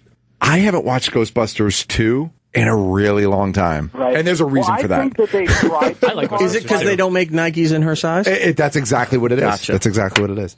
I think by making it an all-female cast of Ghostbusters, it shows that they were trying too hard to appease to political correctness. Right. If they would have done an all-mixed cast, like throw a dude in there, and maybe they're doing that with the Hemsworth kid, but...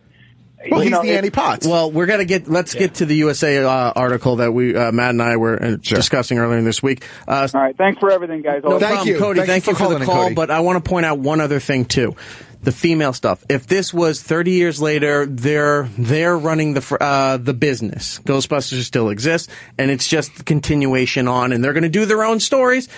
I don't think people would be upset if it was a reboot crafted in a little different way.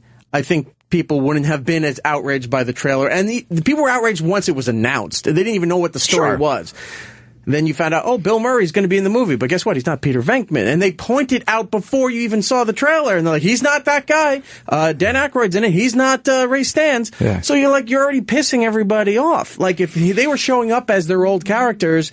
because you're passing the torch to the new franchise, people would have. I think people would have been okay. Totally cool with that. If it was just them being like, "Oh, you guys are going to be the next generation. Like, here, this is what we had to deal with 30 years ago. You're the most qualified people. You deal with it." Like, and they hand it off. I would have been totally cool with that. Right. Now, that being said, are they still doing the other Ghostbusters with Channing Tatum? I haven't heard anything about that project in forever. Now's the time to greenlight it. If you're going to continue off the first 2, you'll blow this one away, and everyone will say, remember there was it was like some sort of Ghostbusters universe that they were trying to create, and they were going to do another Ghostbusters movie with 4 guys again. I don't know. Now, as we've pointed out many times, that a lot of the basis of this is twofold, maybe. Right. Nostalgia and people not liking that it's an all-female cast, feeling that they had to, it was forced upon the franchise to change it because you have to nowadays. You have to include certain races. You have to, if it's all guys, it has to be girls now. It's just the way people think. That being said, let's go to the other side of the coin here, where you get an article like this from USA Today, where they're pointing out why guys are pissed off by celebrating the fact that it's female because everybody wanted this. They're putting it in your face. Everybody needed this. This is the Ghostbusters you wanted, and then do the other thing with Liam Hemsworth.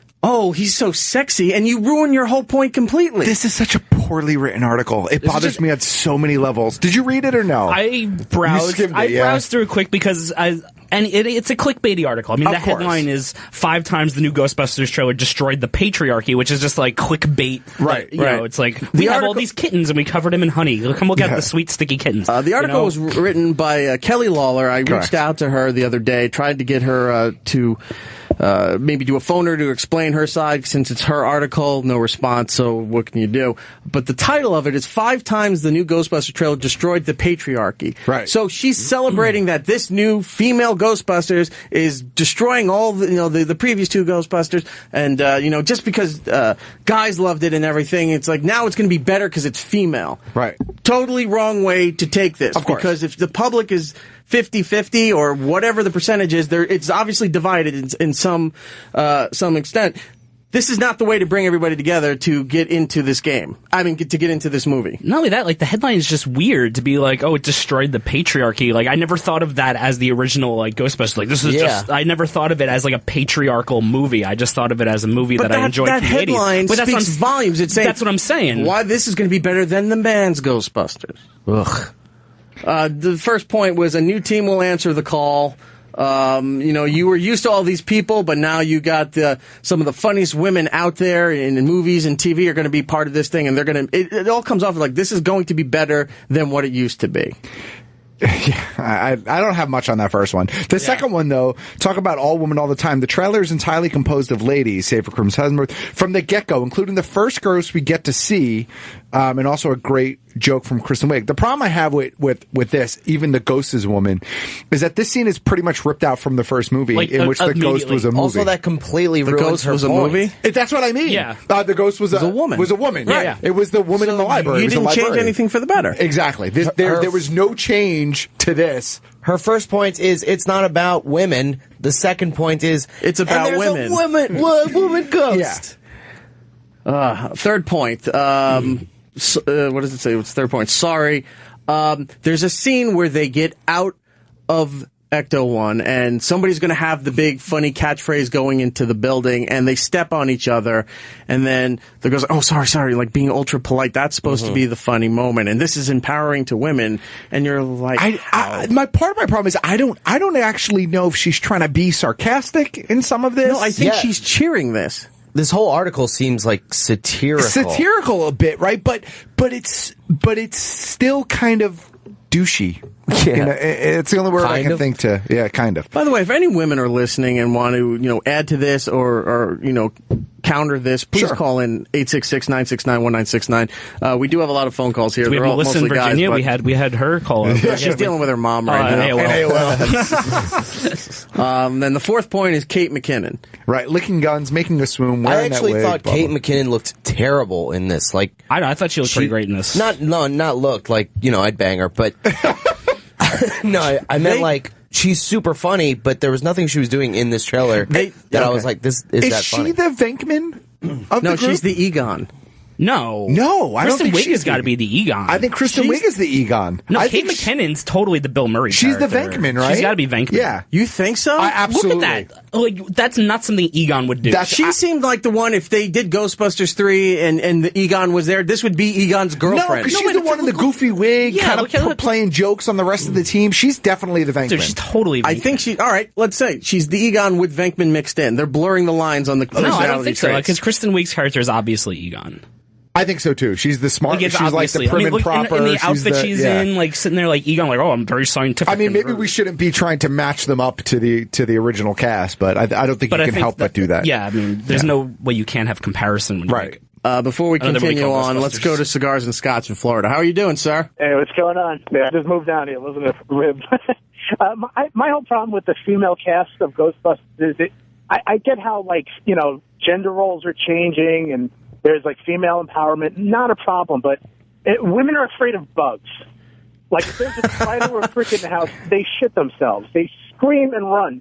Like, you never see a female bug exterminator. For a reason. Chasing ghosts, even though you're suspending disbelief, I can't buy into it. It's just stupid. That is a fair point. That's a weird point. I'm going to let him have that one himself. I'm not going to agree with that one. Yeah, I don't know if I agree with that one, but yeah. Well, you know what? For that, I'm going to give you a copy of Secret in Their Eyes on Blu-ray and digital. He hung up. He did not want it. Back in the box. Back in the box it goes. Let's go That to... DVD's like, I'm never getting out of this box. Let's go to Adam in Tennessee. Adam, how are you? Gentlemen, how y'all doing? Good, thank you. All right, now let's look at this from, excuse the phrase, but not as geeky point as you guys. Okay. We've had all this, more mental comedy coming out, the more you have to think about it for it to be funny and everything else. I'm ready for some slapstick comedy, and I watched the trailer. It looks pretty damn funny to me. I've seen the first Ghostbusters. I like the first Ghostbusters. You just got to look at it as, okay, it's just a different one. Right, but is Ghostbusters the franchise you want slapstick in? Right now, yeah. Because everything else is too serious comedy. Have you seen Angie Tribeca? It's funny as hell. No, look, I like slapstick, goofy comedy. Don't get me wrong. But for me, it just seems like a weird marriage with Ghostbusters. But that's just me, All right. I mean, the thing I really liked about the first Ghostbusters, because you watch it and it actually for like a little bit, at least when I was a kid, it made you believe that there could possibly be ghosts. That's what I really liked about it. Let's talk to a girl and get her point of view. Stacey? No, let's go to Lisa in Las Vegas. Lisa, how are you? Hey, guys, I'm doing great. Thanks for taking my call. No problem. Absolutely. Oh, great. Well, this new Ghostbusters, I am totally... Well, just like you guys, I love the first one, grew up with it, but it was a time for something different. I mean, I'm good with the ladies. I have no problems with it, but there's way too many people, mostly guys, that are just getting way too upset. Like, it's the he bad ladies hater club, Right. And it's also the guys that, look, I'll throw myself in this category, the ones that aren't really growing up. No, of course, yes. We know all of those guys. So, it's frustrating, but at the same time, it's exciting to be a female fan. There's just so many things that they are including us on it. I mean, starting, you've got cosplay, you've got different events that cons realize women go to these events, they watch these movies. They're not just drug along by their boyfriends. They want to see this stuff. If this movie was the same exact cast, right, the same 4 women, right, but it had a similar tone to the original franchise, I would have zero problem with it. I just want to make it clear, anybody that just hates or thinks they're going to hate this movie simply because it's 4 women in the cast, I think they're just idiots. Yeah, that's just you have to get over that. For me, it's all about the tone. And if you want to make a slapstick movie about ghosts and cast these 4 in it, then don't call it Ghostbusters. Call it Scooby-Doo. Yeah. Call it something else. Create something new and unique and something that people want to migrate to and maybe continue with and cosplay and do all of those things. That's fine. But I think Ghostbusters is a franchise, and because it does exist, you can't completely disregard the fact that it does exist, because it does exist, and it had a tone and it had a feeling and there was an emotion that you associate with those original movies. I think to change that emotion is kind of a bastardization. I would much rather see something new and unique. And again, I love the 4 women that are in this movie. I think they're immensely talented and very funny. It just doesn't feel like a right fit for Ghostbusters. Yeah, I can understand that, but it's still going to be good. I mean, Paul Feig's a great director. Sure. These are funny. I think we're all going to be, the ones who are expecting to be good. You think we're going to be surprised by this? Yeah, I think we are. I think all of us are going to be like, hey, that's kind of like how Mad Max was. Like the other caller would say, we all kind of went in going, oh, really? Is this really necessary? But hey, it turned out great. So it did. I mean, I think if people need to chill. I think if I showed my son the original Ghostbusters, he'd be scared. The impression that I get watching this trailer is if I showed him this, he'd probably be okay with it. To me, that's weird. It's a little cartoony, right? It's weird. Okay. Oh, like the Ghostbusters cartoon back from the 80s. Oh my God, that Real cartoon. Ghostbusters with Dave Coulier and Arsenio Hall. And Slimer was one of the Ghostbusters. He was. Slimer was a Ghostbuster. He had a proton pack. Yeah, he totally did. Did you know there's like a serious fan fiction whole genre for the real Ghostbusters? Egon is like this sex symbol. It cracks me up. Really. See, that's when things go too far. As soon as you hear fan fiction, it's like, all right, I gotta go. I have to go home. He left ectoplasm all over my room. Exactly. Lisa, I'm going to put you on hold. I'm going to give you a copy of Secret in Their Eyes on Blu-ray and digital, all right? All right. Thank you so much, guys. Thank you so much, Lisa, for calling in. Let's get to the fifth point and then move things along here. Yeah. Fifth point in the USA article was this is where it all falls apart because this is supposed to be, it's great. Women are taking over. Women are strong in this franchise. Women are funny in this franchise. And women are gaga over Chris Hemsworth wearing a tight white undershirt. Yeah, that's why I have a hard time trying to understand this article. Is it because I read this and I'm like, is this supposed to be satire? He's the Janine of this new movie, sense. right? Yeah, he's the Annie Potts. Right. He's the secretary character. Janine. Yeah, Janine, yes. But Janine wasn't sexy. Like, Janine had a little appeal to Rick Moranis' character, but that was like a C-level story in the movie. This is being put front and center where all the girls and the clientele are just oogling the guy. Yeah, look, I mean, it's Chris Hemsworth. It's hard dreamy, to Eric. Very empowering. He's a beautiful man. I don't know. I'll see it. Look, I'm going to go see it when it comes out. I'm going to see it when it comes out. And I'll make a new opinion, or it'll confirm my current opinion. But I have very mixed emotions. Like, that's all. Like I said, the first thing I thought was like too funny for the trailer. That was my complaint. Yep, that's my complaint too. It's too funny. Not that, and none of the other things that people are saying. So it didn't ruin my childhood, I promise. Gary, where are you calling from? Calling from Virginia. How you doing this evening? Doing all right, sir. You know, I look at this sort of as they're doing it because they can, and maybe part of it is just because it's getting the reaction that it's getting. You know, there's no real reason to do it this way. I look at it like it's just for a shock value. You know, next I'm going to see an all-girls version of Platoon or something. You know, there's no reason to do it other than to do it. Does that make sense? It's to do it because it hasn't been done. Yes, just for the shock value or the controversy of doing it. Well, I don't like reboots in general, so I'll agree with that. Yeah, I just don't like reboots. Yeah, like, I don't need it to be done unless it's they're doing something different with it, like Batman Begins versus the original Batman. Right. Then I'm like, okay, that's a different angle. All right. Well, speaking of different angles, Ryan wants to talk about the music in the movie. Ryan. Yes, the music in the movie. Actually, I had kind of something better that I wanted to say because this topic is actually a lot deeper than I was trying to hit on. So the music, as long as it's nostalgic, that's pretty cool. I got suckered in with the remake of Dumb and Dumber because they had the songs in there just for a second. So I'm one of those easy to please kind of watchers. But my whole thing with the reboot is like I'm a sucker for a good reboot, and the Terminator one I liked a lot. They used a lot of the elements. And they What, Genesis? From the original. You like Genesis? Yeah. Yes, I did. You watch the trailer. Everything, including the ending, is in the trailer. You don't need to watch the whole movie. It was all in Terminator 2 also. But it scratched my itch of that the nostalgia for the scenes and the stuff like that. So I'm probably not the best when it comes to like criticizing reboots. But what I will put out there is if they use the original characters and it flopped as a continuation on the story, that would have hurt a lot more than just having that stand alone and then this is a spin-off kind of deal.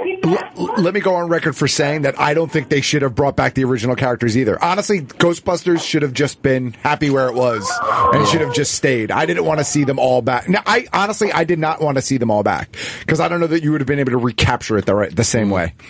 Yeah. All right. That would have that might have put a bad taste in the franchise's mouth, you know, nothing. Absolutely. E-Rock, thank you for taking that picture with me at the winery, sir. I'm the Asian fellow. Okay. I'm sure I did. I thank you for saying that. I don't recall. I do apologize. No, it's fine. And thank you guys very much. No problem, man. Take care. Let's go to Bill in Virginia. Bill. What's up, guys? I don't know if it's been discussed before, but, the song has got to still be Lionel Richie. So, who are you going to call?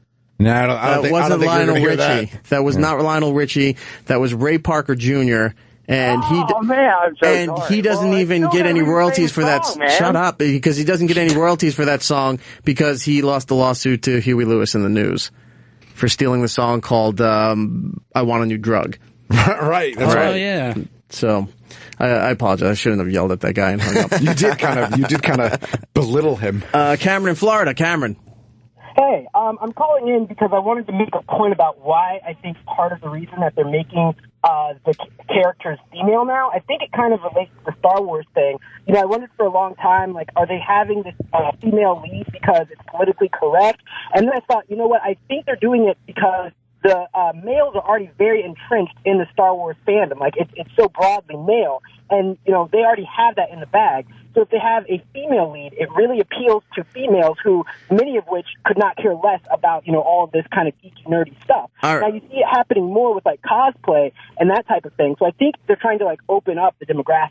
Okay, let me address something there, because you use Star Wars as an example. Star Wars, even though it seems like a reboot of A New Hope, was a next chapter in Star Wars, and they were introducing a strong female lead character in there. Raise a great That's character. different than rebooting Star Wars to get all together, and Luke is now a female and Han Solo is a female.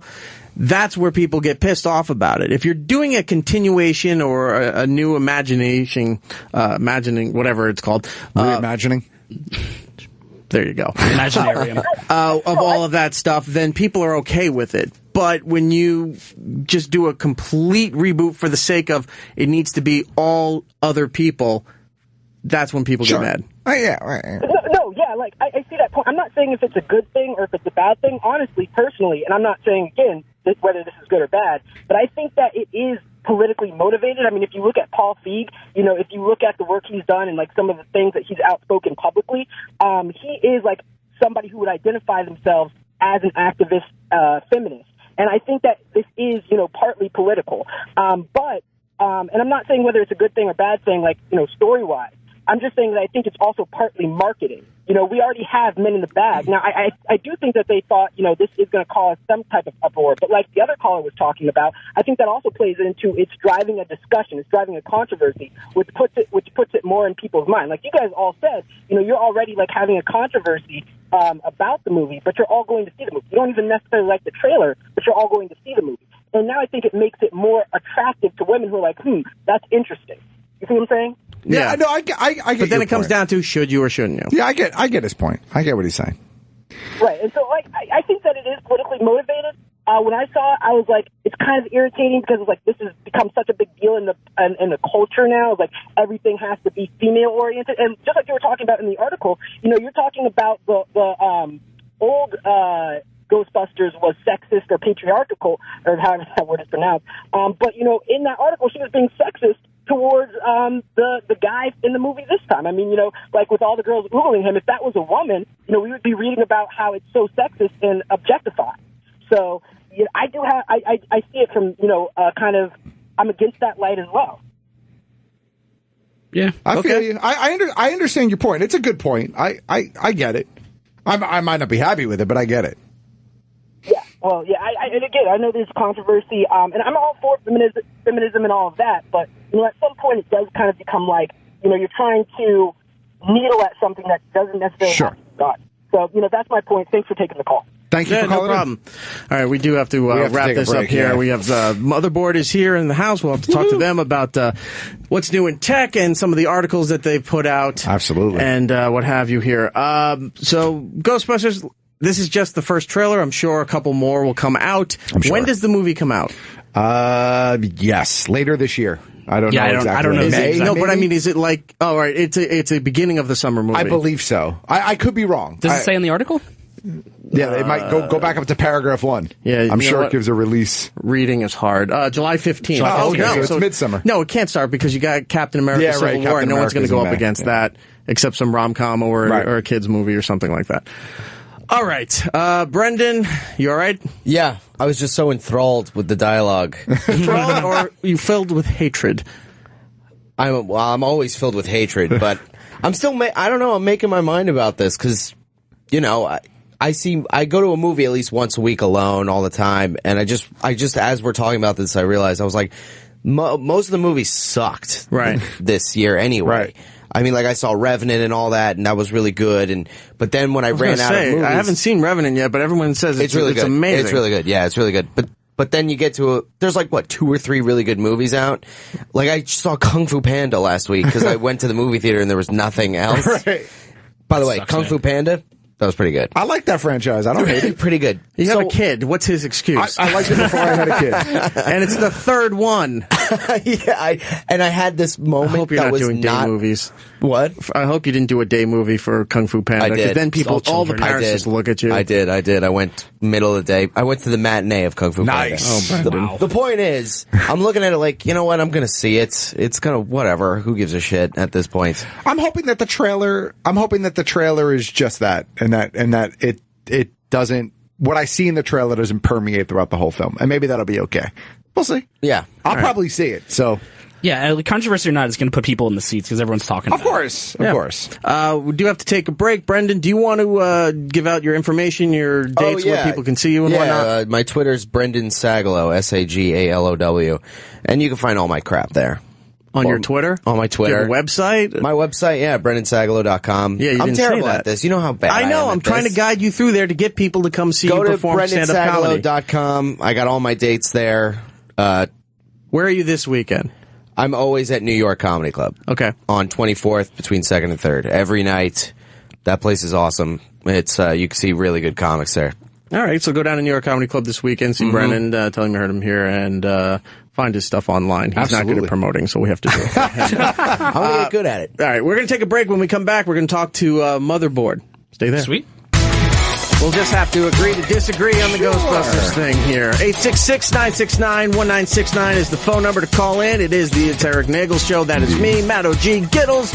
Brendan Sagalow is sitting in, and we welcome the fine folks of Motherboard to the program. Nicholas DeLeon. Yes, hello. And Kaylee Rogers is here. Hello. How are you? I'm good, thanks. Welcome to the show. Nicholas has been on many times doing tech reviews, and for some reason we've always run out of time because we discuss everything in such depth that we never get to the 6 cell phones that are sitting on the table there. And he's like, well, look, this one's indestructible. And we're like, yeah, throw it against the wall. Yeah, but does that one have virtual porn? Yeah. Oh, yeah. They all do at this point. The Oculus. How is the Google Cardboard doing? It's doing pretty well. They just started selling it directly from their website a couple days ago. Right. VR is the next 2 or 3 months are going to be really big because Oculus Rift comes out at the end of March.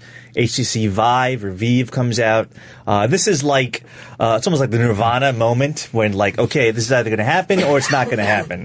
But the next few months are pretty critical for Samsung has VR. one coming too, right? Yeah, Samsung has that's what I brought in that day, the Gear VR, where you plug in the Samsung phone. Yeah. And it's somewhere, the Gear VR is in between a cardboard and a full-on Oculus Rift where you need a $1,500 PC to power it. Right. I think I'm getting one of those Gear VRs when I get my S7. I think it's like a promo or some shit. Yeah. I was at my friend's house for the Super Bowl, and he has the Oculus Rift, and we watched the Puppy Bowl with the Oculus Rift on, and it was... How was that? There was a lot of drunk girls on the floor being like, "Puppy, come here," and we're like, they're not going to come to you. They're just, they can't hear you. But it was actually pretty cool, and then he put on this dinosaur one. There was dinosaurs running up and smelling me. It was pretty neat. Right.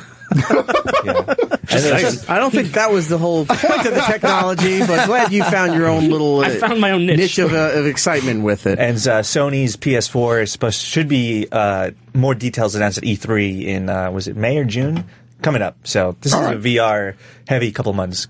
Are they going to do more? What is it called when you can play the older games? Reverse, backwards compatible. Backwards compatible. I haven't heard anything about that with Sony. I mean, Nintendo does that all the time with Virtual Console on their systems, but nothing from Sony yet. So what's the big difference between the different VRs, between the Oculus Rift and the Hive or the other different ones? Is it just different software or the HTC Vive. I'm going to say Vive. Not I Hive. have no idea to be honest. That's being produced in conjunction with Valve. Those are the folks that make Steam, the big software distribution platform. Nice. And so a lot of gamers are they give that the benefit of the doubt just because Valve is worshipped in the PC gaming community.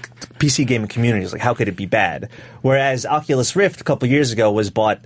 Oculus VR, the company, was bought by Facebook, and that introduced seeds of doubt. It's Facebook. They're going to ruin it. It's going to be all ads, and they're going to make it like Facebook. Which Farmville's here again. Yeah, which is kind of ridiculous. I mean, Facebook owns Instagram. Instagram's still great. Right. Facebook owns WhatsApp. WhatsApp is still used by more than 1 billion people around the world. So it's just because Facebook owns it doesn't automatically mean it's going to be filled with no, but Donald people Trump just memes. have the perception. People have the perception course, because Facebook owns it. Not that everyone is going to use it this way, but it just means it's going to be censored.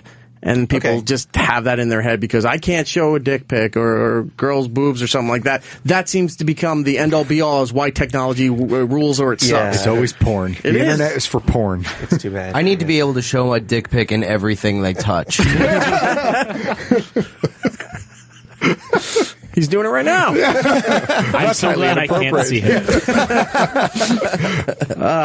So what do you have for us today? Before we get into the articles, because we actually started before you got here on some things that just don't need to be around anymore. Yes. It was telephone booths. That's a good one. Although, are they still a thing? I feel like there's an article that came out not too long ago. There's 4 existing telephone booths left in Manhattan. Yeah, see, they're not really a thing. No, but they're there. Those 4.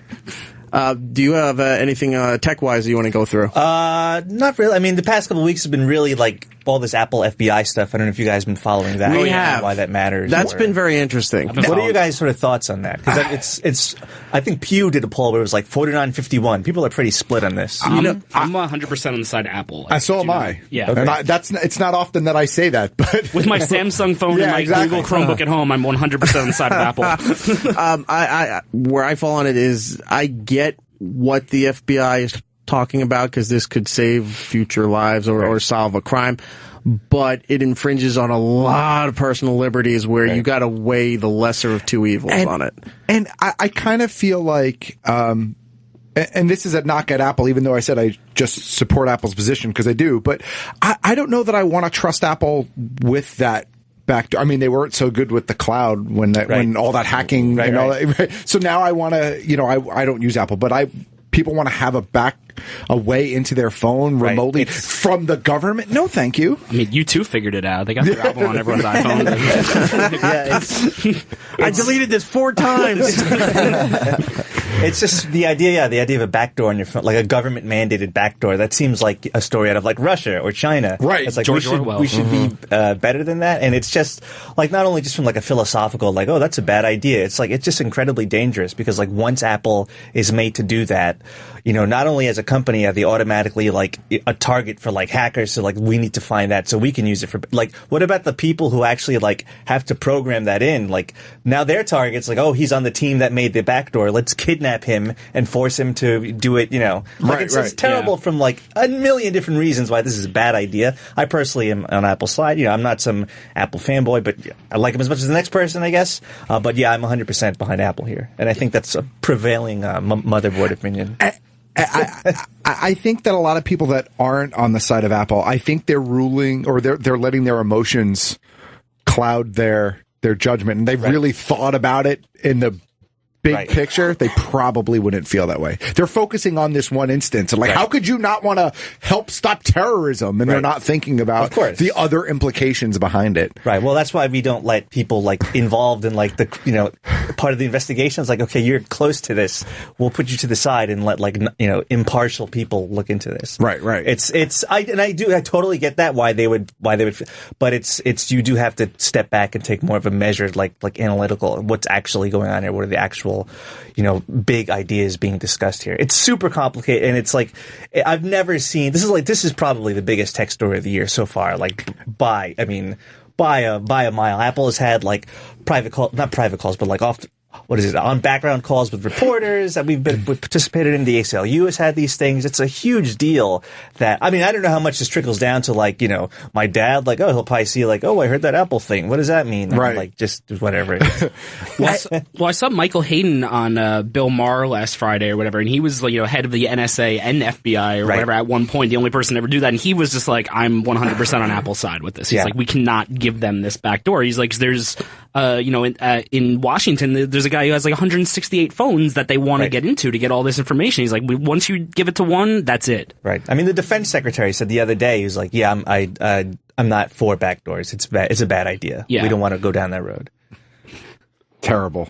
One of the most amazing parts of the whole story for me is that they actually need the back door. Like, to me, that's still, I'm still living in, I'm still living in TV world where they can hack into anything and they get, to me, like the fact that they need it is pretty impressive. Yeah, I mean that's full credit to Apple for putting such strict encryption on it. Absolutely. And there have been reports, subsequent to this whole thing that like the iPhone 7 will be like even harder, so that they won't even be able to do what a lot of the news teasers were saying even Apple won't be able to get into it.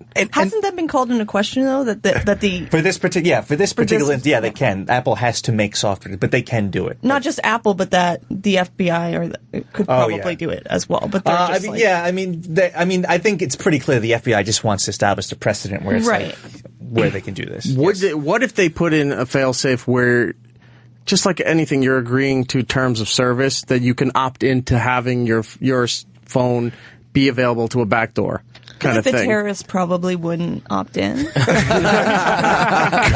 point. No, but if there's, because besides the terrorist stuff, the other stuff that they're preaching, like you could save lives, missing children, all this stuff like that. If you opt into that, just like the Amber Alerts that you get on your phone, when everybody's phone in the office here goes off because they all, didn't turn off that feature or turned on that feature so that you would have it. Would they offer something that down the line, or does that still open it up to being hacked? I think ultimately just open. If you open one up, you open them all up. I think as soon as you create it, you also create a million different people who want to immediately exploit it. So the easiest way to avoid it is to just not create it. Tim Cook said it's like asking us to it's like we can't do this. This is a really bad idea. Don't ask us to do. And it's not like Apple has obstinately opposed to helping the FBI. Any data that you back up to iCloud, they can hand over to the FBI with a warrant and proper procedures. But they're not against. They're not cooperating with investigations. They release government transparency reports. What's it, one or two times a year, where they say we've handed over data to the law enforcement agencies X number of times per year, and this is why. So it's this is just one particular instance where the FBI has asked for something insane, and they're saying, actually, we don't want to do this. And I also think there's a lot of misinformation and general misunderstanding from people who just don't have a concept of how this works. I think there's a lot of people whose perception of this is that Apple can get into the phone and they're refusing to, as opposed to they're being asked to create something that doesn't actually exist. Yeah. And I think that's part of the problem. And I think that again feeds into that emotion and so I think Apple's been doing a great job putting their position out there and explaining it, but there's just a large portion of the population that'll just never get it. I mean, Tim Cook gave a 30-minute interview to ABC News. He doesn't do that when they have a new iPhone. If they came out with an iCar, he wouldn't give a 30-minute interview to ABC News. So this is a tremendously big deal for them. Yeah. Where do you see it go? I mean, do you see it? I see it going all the way to the Supreme Court. I see, you know how these court things, it'll play out forever, and I actually hope to see it, go to the Supreme Court. I mean, ultimately, maybe this is just something Congress just steps in and makes a law and mandates that, oh, actually, by the way, we're going to make you have it back. So ultimately, this is in Congress's hands. Sure. So that's why people need to vote in politicians who know what they're doing. Well, that's what kind of annoyed me about it, because I was watching the debate 2 weeks ago, the Republican debate, and you had all these people for smaller government and pro-business saying that the government needs to overwrite the business and do whatever they say. And I'm like, that's completely counterintuitive to your entire party's platform, but they're just doing it because they know people are stupid and don't follow this stuff. Or they just get emotional and it's not necessarily that they're stupid, or they pay half attention and they see, oh, why doesn't Apple, Well, they just hear terrorism and it's just, I'm scared. And that's it. Mm-hmm. If for some reason they wind up enforcing that, all this legal process and whatever, and they send down the end all be all, we have the right as the government to force you to do this. One, does it force companies to move their business out of the United States? And two, if they're out of the United States and they're still servicing the United States with their product, are they still subject to that? Well, if they do business in the U.S., they're subject to U.S. laws. Whether they're there or not. Doesn't really matter. Okay. Yeah. I'm just being a dumb guy. Yeah, no, that's a great question. I don't know much about that particular circumstance. But that's a great question to bring up. This is Apple, a great American company, and we're subjecting them to this really un-American idea. Is that what we want to do? What our founding fathers, you have to do that type of, Especially, speech. Yeah. It seems like Apple would be the one that is so into invading privacy. It's just so weird because they seem like such an evil corporation. I wouldn't agree with Yeah, that. they don't let me deauthorize computers I had 10 years ago. And I'm like, I got one left. If I don't fuck this laptop up, I can't use my iTunes anymore.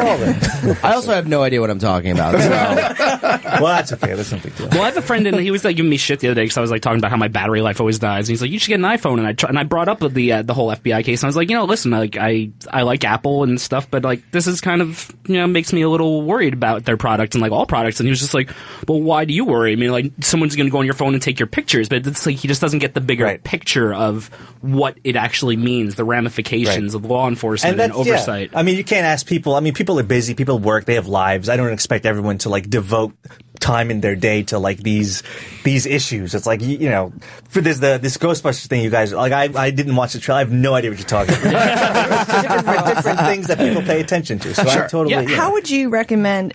If we have a friend that's like, yeah, I've been hearing something about this Apple, like, why does it matter? I've got nothing to hide. What would be a good little succinct response that we could give them to kind of help them understand, spur them to maybe want to learn a little more? I would say immediately it's like, oh, I don't have anything to hide. It's like, okay, well then give me your phone, unlock it and give it to me. They're going to be like, yeah, exactly. I don't want to do that. If you just start stealing their shit, they're going to be like, whoa, what are you doing? And you're like, yeah, I can do this now because you said you have nothing. Yeah, I have nothing to hide, then give me your phone. I don't want to give you my phone. Why won't you give me your phone? Right, exactly. You have something to hide? No, I have nothing to hide. I just don't want to give you my phone. And then the loop just keeps going, and then they beat the shit out of you. You're essentially giving your phone to whomever can exploit or access the back door. Right. Which sounds so terrible. Oh, we're going to re-edit this and make it porn. A lot of backdoor statements here. We'll illegally get it onto everyone's iPhone. Yeah, so it's a super, super important debate, and it's actually great to see it happen, happening out there, but, man, I don't know.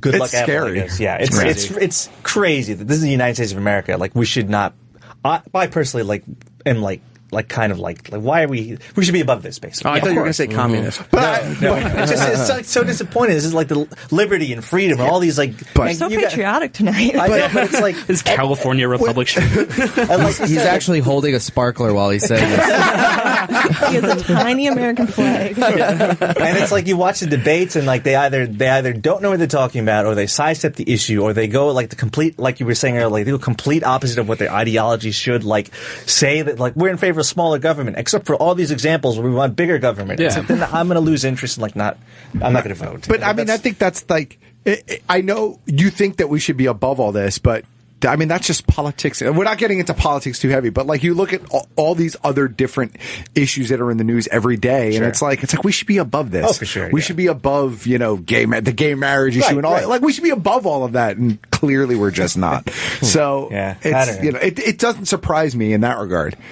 I want to go to the phones. Lewis, real quick, tell the intern that the abbreviation for Virginia is not VG. Oh, we got a video game online too. Nice. Add the A to it, and then you've got a form of an old school monitor. Yeah, there you go. Let's go to Sean and now it says Vag. Let's go to Sean and Vag. How are you doing, man? Sean from Video Game. How's it going? Good. Hey, Sean. What's up, gentlemen? What's up? I wanted to real quick chime in on the whole Apple thing. Just to reiterate some of the stuff you were talking about, it's not about getting Apple, convincing them to break into somebody's phone, because it's not really, if the government wants that done, Apple's not who they're going to go to get it done. There are many, many, many more, more qualified hackers in the world that could break into that phone if they wanted to. It's all about that phone containing the information that will be destroyed if it's, if you try and peck at it, you start guessing passwords and it'll wipe the phone. Right. What they're trying to do is get Apple to create a new operating system that they can then install onto this phone that will negate the whole encryption destruction. Right. Correct. Well, that's correct. That's 100% correct. But then you also get into like other legal theory. It's like, okay, now the government is compelling Apple. Is this a free speech issue? Because now the government is basically compelling speech. They're telling Apple to write this computer code, which courts have said in the past is speech. So then you get the whole different can of worms.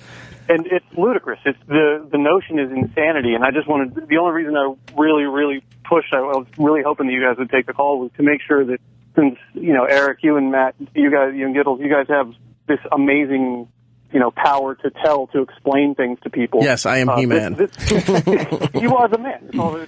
This is one of those opportunities where it's just, there's so much misinformation out there, and there's so much, really bad arguments and stuff. People are like, why doesn't Apple just do what they're told? This is about terrorism. Right. Way more than just terrorism. So to reiterate, with the government wanting Apple to do an update for the iOS system, originally it started, they just wanted them to do it for that particular phone that they needed to investigate, and then it grew from there. Now they're like, well, maybe we need it on everybody's phone, and that's where it always starts. One little thing sprouts into this whole big world of chaos. But once it exists, it exists. That's the problem. That's the problem. It never is contained.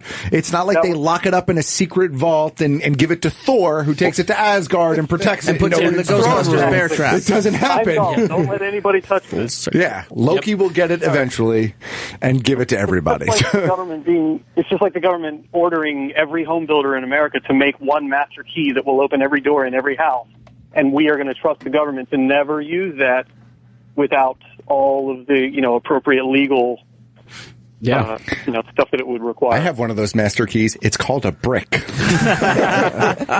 we can't keep the TSA out of our luggage. It's like, And that goes back to what my original point was. If they want the information off this phone and only the information off this phone, they can give it to hackers who can break into the thing. In fact, one of the most famous nut jobs on the planet, who's the dude from John McAfee? John McAfee. Yeah. He has offered. He's like, look, I'll do this thing for free. I have a battalion of hackers that can break into this thing within 24 hours and get you everything you want. Stop bitching about the government. If you want the info, we'll get you the info. And nobody's taking him up on it because that's not what they're after. They want this precedent. Yep. And I don't remember who it was. I guess it was, I can't remember the guy name in the studio there from Motherboard who mentioned the, Nicholas DeLeon. Yeah. Who mentioned the DC thing. I think it's in DC or New York, whoever. They've got a list of hundreds of phones. They're like, yeah, please, can you get this thing through so we can get into these phones? Yeah, there's a bunch of different jurisdictions around. New York is one of the bigger ones. But yeah, it's like you said, once you make it, you can't unmake it. Right. It's just pretty crummy. Sean, thanks for the call, man. I'm going to put you on hold. We're going to hook you up with something. Let's go to Marty in Seattle. Marty. Hey, how are you? Hey, I was calling up. I'll let you know I'm one of the old dudes. But yet, there is software out there called PGP that you need to utilize on a regular... Wait, what's it called? PGP. PGP? Okay. That you can utilize on a regular PC that you can have up to, I've heard of this as far as having a 72-character, or even more, 100 and some odd character password where this child pornographer had it. And they were trying to break into his phone, into his PC, and they couldn't. They said that it would have taken years and years to break into that PC. Well, that's what I'm thinking is that somebody's going to come up with an app that's going to protect it the same way as PGP. Even if they do that, I'm sure there's going to be some security app that's going to come out. It's going to give you the option to encrypt your phone to some extreme level that the government's going to have to take years to get into, and then we'll finally get frustrated and walk away from it. I feel like they already have that technology. That's the passcode on the iPhone. Depending upon the length of your passcode and whether you use numbers and letters, it will take literally years throwing the most powerful computers on the planet to break the encryption, which is why the FBI is going through this whole process. And what do they have, 10 tries before it wipes? They have 10 tries. So they're asking to create a new OS that eliminates that 10-try limit, that lets them hook up a computer to it so they can just run password crack, brute force software. It's a whole mess. But I don't know about that specific case he brought up, but maybe it involved Jared, or maybe it's involving him. Well, you never know. He's like, I just have a friend who, I'm just curious. Let's reset a little bit. We're here with the fine folks from Motherboard, of course, motherboard.com. Motherboard.vice.com. Or motherboard.tv. Or motherboard.tv. Motherboard.tv. I stand corrected. You get URLs wrong like you get names wrong, Eric. I'm going home. Nicholas DeLeon and Kaylee Rogers are here. Let's move over to one of the other things we wanted to talk about. Now, Kaylee writes a bunch of articles for Motherboard.tv, and a lot of interesting stuff. But one of the things that caught our attention was things, if I'm phrasing this wrong, I probably am. Things that, do they still exist, or why are they still here? Why is this still a thing? Why is this still a thing? Close enough. So let's go with that. Yeah, so it's a weekly column that we do. I edit it, and I write a lot of them, but I've also kind of enlisted my coworkers to help me out now. What's your Twitter, by the way, so people can go and look at some of the stuff that... Yeah, so I'm just at Kaylee Rogers, Kaleigh Rogers. There you go. That's me. And I'm Nicholas A. DeLeon. Didn't ask you. No, I'm kidding. Wow, we're going? Wow. Jeez. Jesus. Harsh, Eric. Go ahead, Nick. It's just Nicholas A. DeLeon. There you go. Yeah, so why is this still a thing? So we look at mostly technology, although we do look at some sort of phenomena as well, that seems outdated, seems like it's from another era, but you still find it around you all the time. So fax machines is one that we did. Lighthouses is another that I did. It seems like something from another time, and it's still here, and you still see people using it, and there seems to be perfectly reasonable, better technology that's replaced it, and yet it perseveres somehow. So I look at sort of the history of it, how it came to be, and why it's still a thing. Well, all right. Let's start with lighthouses, and then we'll go into magnets. How do they work? Lighthouses, beautiful architecture. They, again, may be pointless by this day and age, but it would probably be way too costly to remove them. How are they pointless? Because ships have sonar and GPS. And I mean, your car can tell you if you're too close, but, as you're backing out, it beeps. So the boats have all this stuff that don't need to tell you that there's jagged rocks or you're going to crash into the end of Long Island. That's true. The thing about lighthouses is that it's sort of this last remnant. They are starting to slowly go away. There's sort of historical restoration groups that try and keep them up. But it is, GPSs can fail, and you can be in a really bad storm that messes up your equipment, and you capsize, and 7 other things go wrong. But that light on the rock is still going to be there. You're going to at least know. Gives you a glimmer of hope. There's some kind of indicator of where you are, and you can orient yourself that way. What about the theory that lighthouses are doors to different parallel universes? Oh, well, that's true, right? Right. I thought that was already... That's why we keep some. I want to go to an area where there's no gods, there's no king, it's just only man. That's it? Is that Bioshock Infinite? I'm not done with it. Ruin the ending for me. I'm like 10 years late on it already. Using lighthouses and then kind of voicemail, where we opened up the show with it, and you had a piece on voicemail. That was my most recent one. We've had other ones, but that was the most recent one I wrote. Do you find that nostalgia is the number one reason that a lot of these things are still around? Not the number one reason. The number one reason that I end up finding when I start digging is that for a lot of this stuff, this idea that there's a better replacement isn't always true. So something like fax machines, there are lots of other ways to communicate, but if you need to send a document to somebody that's signed, fax machines are kind of an amazing piece of technology. You just put it in and it magically prints it out somewhere else in the world. It's a very useful technology for what it does. So right. I have found that for the most part, it's just that we don't have anything to replace it. But voicemail and a few other things, there is sort of this romantic nostalgia attachment to certain kinds of technology. Yeah, because I would think voicemail, especially, and something we didn't touch upon when we talked about this a little bit earlier, but and I think you touched upon it in your article. You kind of go through you talk about answering machines, right? Mm-hmm. And honestly, if I had a choice between the two, I think I'd go back to an answering machine as opposed to voicemail, because I hate having to go into my phone and listen to voicemail. 9 times out of 10, I do it when I have nothing, I'm in my car and I hook up the Bluetooth and I just hit 7. I just delete everything. I don't even listen. It's that's my mother, whatever. I'll call her later. As opposed to an answering machine where I felt it was very simplistic. I could just hit a button, I can cook and do 100 other things in my house and listen to the messages. Is it that, or is it a separation issue? because you have your voicemail on you at all time, and it seems frustrating that you're kind of a slave to it. And then this way, with the answering machine, you don't have to deal with it until you get home. No, I actually think answering machines are easier than voicemail. They are. So that's the problem with this technology, is it actually evolved to get more cumbersome and more annoying to use as we move to digital devices. So back when you had a landline and a, sort of a physical, it was a tape or sort of like a little box, answering machine, it made a lot of sense. It was a really efficient and like useful piece of technology because there was no other way of knowing if someone called you and when and who it was. And you didn't have, if you didn't have the answering machine, you wouldn't have that great tape that plays Beethoven going, nobody's home, nobody's home. Right, yeah, there was this whole culture. You could make your own cool messages. It kept the tiny cassette industry alive for years. Right.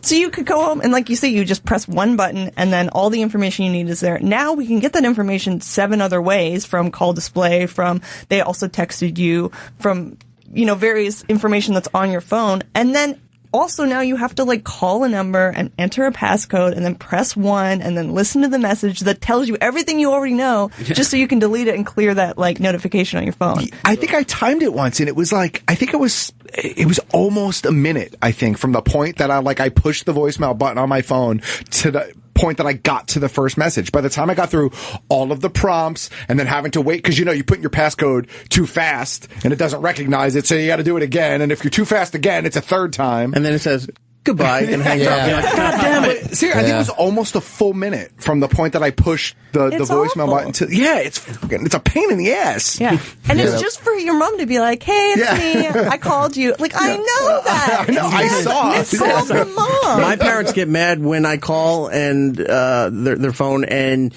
you hear their voice message. I hang up. Mm-hmm. And then I'll call later. And then she doesn't call me back. Like, if I saw my parents call, which they do leave messages, I see it in my missed call thing. Oh, I gotta call them back. Mm-hmm. And then she doesn't call you back because you didn't leave a message. That's a generational thing. Then you call her later and she goes, you called at 3:00 this afternoon. Right. Why didn't you call me back? You didn't leave a message. I'm not gonna leave a message. I even texted you. Are you home? Well, the biggest fight I get into is my mother will call. I won't answer. She'll leave me a voicemail. I'll call her back like 5 minutes later, and the first thing she says to me, well, did you listen to my message? No, I didn't listen to your message. I'm calling you back. What do you have to say? My mom could literally be like, Brendan, there's somebody in the house. I don't know what 7, get rid of it. Delete. I don't care. Or it's like somebody's in the house. I'm afraid for my life. Hope you're wearing a jacket. It's chilly. Or it's your mother. Or you go over your voicemail box and you look at the length of the voicemail to see whether or not it's important to answer. Like sometimes my dad will leave. It's usually within 5 to 15 seconds. I'm like, he's just saying, call me back. If it's like a minute, I'm like, oh, you know shit, what? What's going on? That is a great point, because then you start to, thinking that you ponder, do I need this person as a friend? Who left me a 45-second message? I don't even want to know what it is. I'm also going through social media and blocking this guy just because you left that message. Yeah. So the weird thing with this one is I got a lot of feedback, even from younger people saying, I have this saved message from my grandmother. She always used to call me and I saved all her voicemails and then she died. I'm like, I don't have any nice, loving... Nobody leaves me nice, long messages. I don't know, maybe they just don't like me that much. But all these people have these great long messages, and it's so touching, and it's humanizing, and it's so much better than just, a cold text. I can get no voicemails except for work.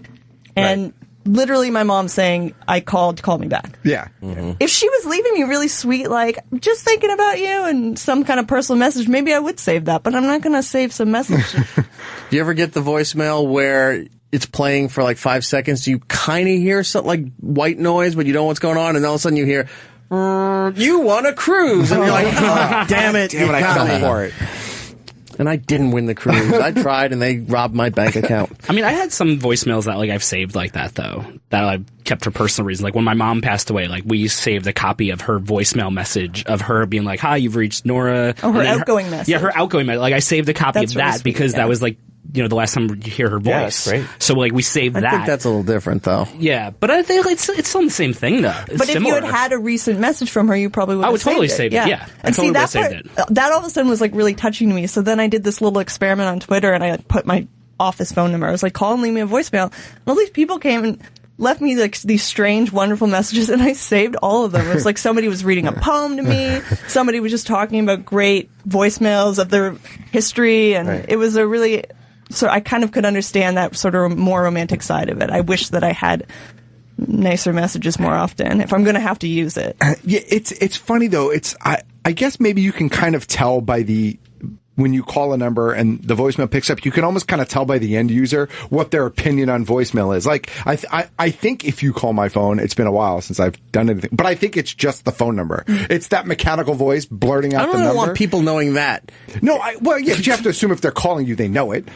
Just change it. Sometimes it's accidental. Sometimes it's accidental. And I don't want those people knowing. My point is, I think maybe if someone is leaving a personal outgoing message, that's probably an indicator that that person uses voicemail maybe for its intended person, versus if you just get the numbers, that person doesn't care about voicemail. Yeah, that's true. It's like they didn't even bother to set it up practically. Some people literally say, don't leave me a message, send me an email or something Text else. me. I used to not have voicemail set up on my personal phone, and my mother got mad at me because she couldn't leave these inane messages, so I set it up just so she could do that. There's traffic on 78 this morning, and it's snowing. Be careful. All right. You want to take a couple of calls? People have some questions and suggestions or whatever. Patrick in Denver. Hey. Hello. Yeah, I don't understand the whole voicemail, people getting all pissed off about doing it, because like on my iPhone, I can literally go from a locked phone to listening to the first message in less than 3 seconds. Do you have the version where it just like has it as an audio file on your phone? You don't have to dial into anything? No, I don't have to dial into anything. Yeah, see, my phone has started doing that, and that is sort of a nice transitionary tech. I still understand that, reading a text is quicker than listening to the voicemail, but, people that drive a lot, like myself, you can leave a voicemail while you're driving. You can listen to a voicemail while you're driving, but you can't read or send a text while you're driving. Is that new feature like a last-ditch effort to try to keep this thing going before they have to put it to bed? There's a bunch of sort of... It's been on the iPhone since, version 3. Yeah, and there's a few different options. Some companies do, voicemail to text. They'll text you what's in your voicemail if you set that up, or they'll send you an email. There's sort of this transition to try and keep millennials or anybody who doesn't like it still sort of using it so that people who do like it can still leave messages and they'll be received.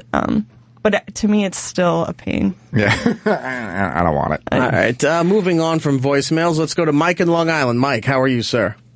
Hey, guys, thanks for taking my call. Absolutely, Mike. I have a question about watches. I was just thinking, listening to this conversation, I don't remember the last time I wore a watch. I would have to be about 10, 12 years ago.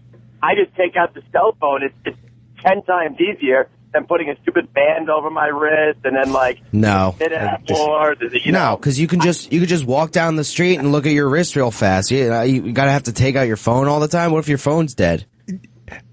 Then you have to look at the sun. You do that finger trick where all right, 4 fingers means a 15-minute span on the horizon. Also, if you got a good-looking watch on, it's it's a fashion accessory. It's awesome. Yeah, you look sexy, dude. Is it more of a fashion accessory, I think, anymore? Honestly, I think it's easier to look at a watch than to pull a phone out of my back pocket or out of my backpack or wherever it happens to be at the time. Yeah, and with the new smart watches, they're like phones anyway. True. Yeah. Yeah, but all right, that falls into the Apple Watch. Everyone was like, "Oh, the Apple Watch is going to be the next big thing," and then other people were like, "The Apple Watch is kind of pointless because people aren't using watches anymore." Yeah, I don't get the Apple Watch and the Gear or whatever, the Pebble or whatever those other fucking phone watches are. But I do have a Fitbit HR, I guess, and it does have a feature on there where if it's synced to my phone through Bluetooth, if I get a phone call, it does show me the phone number that's on the watch. That's all I need. I'm really happy with just having that little bit, because I immediately know, if it's in my pocket or if even it's a different part of the house, I'm like, I don't have to worry about that one. They'll leave me a voicemail. What other things have come across your desk there as being sort of irrelevant, and why is it here? I've done condoms. I've done shoelaces. Whoa. I've done tampons. All right, condoms and tampons. I agree with the condoms.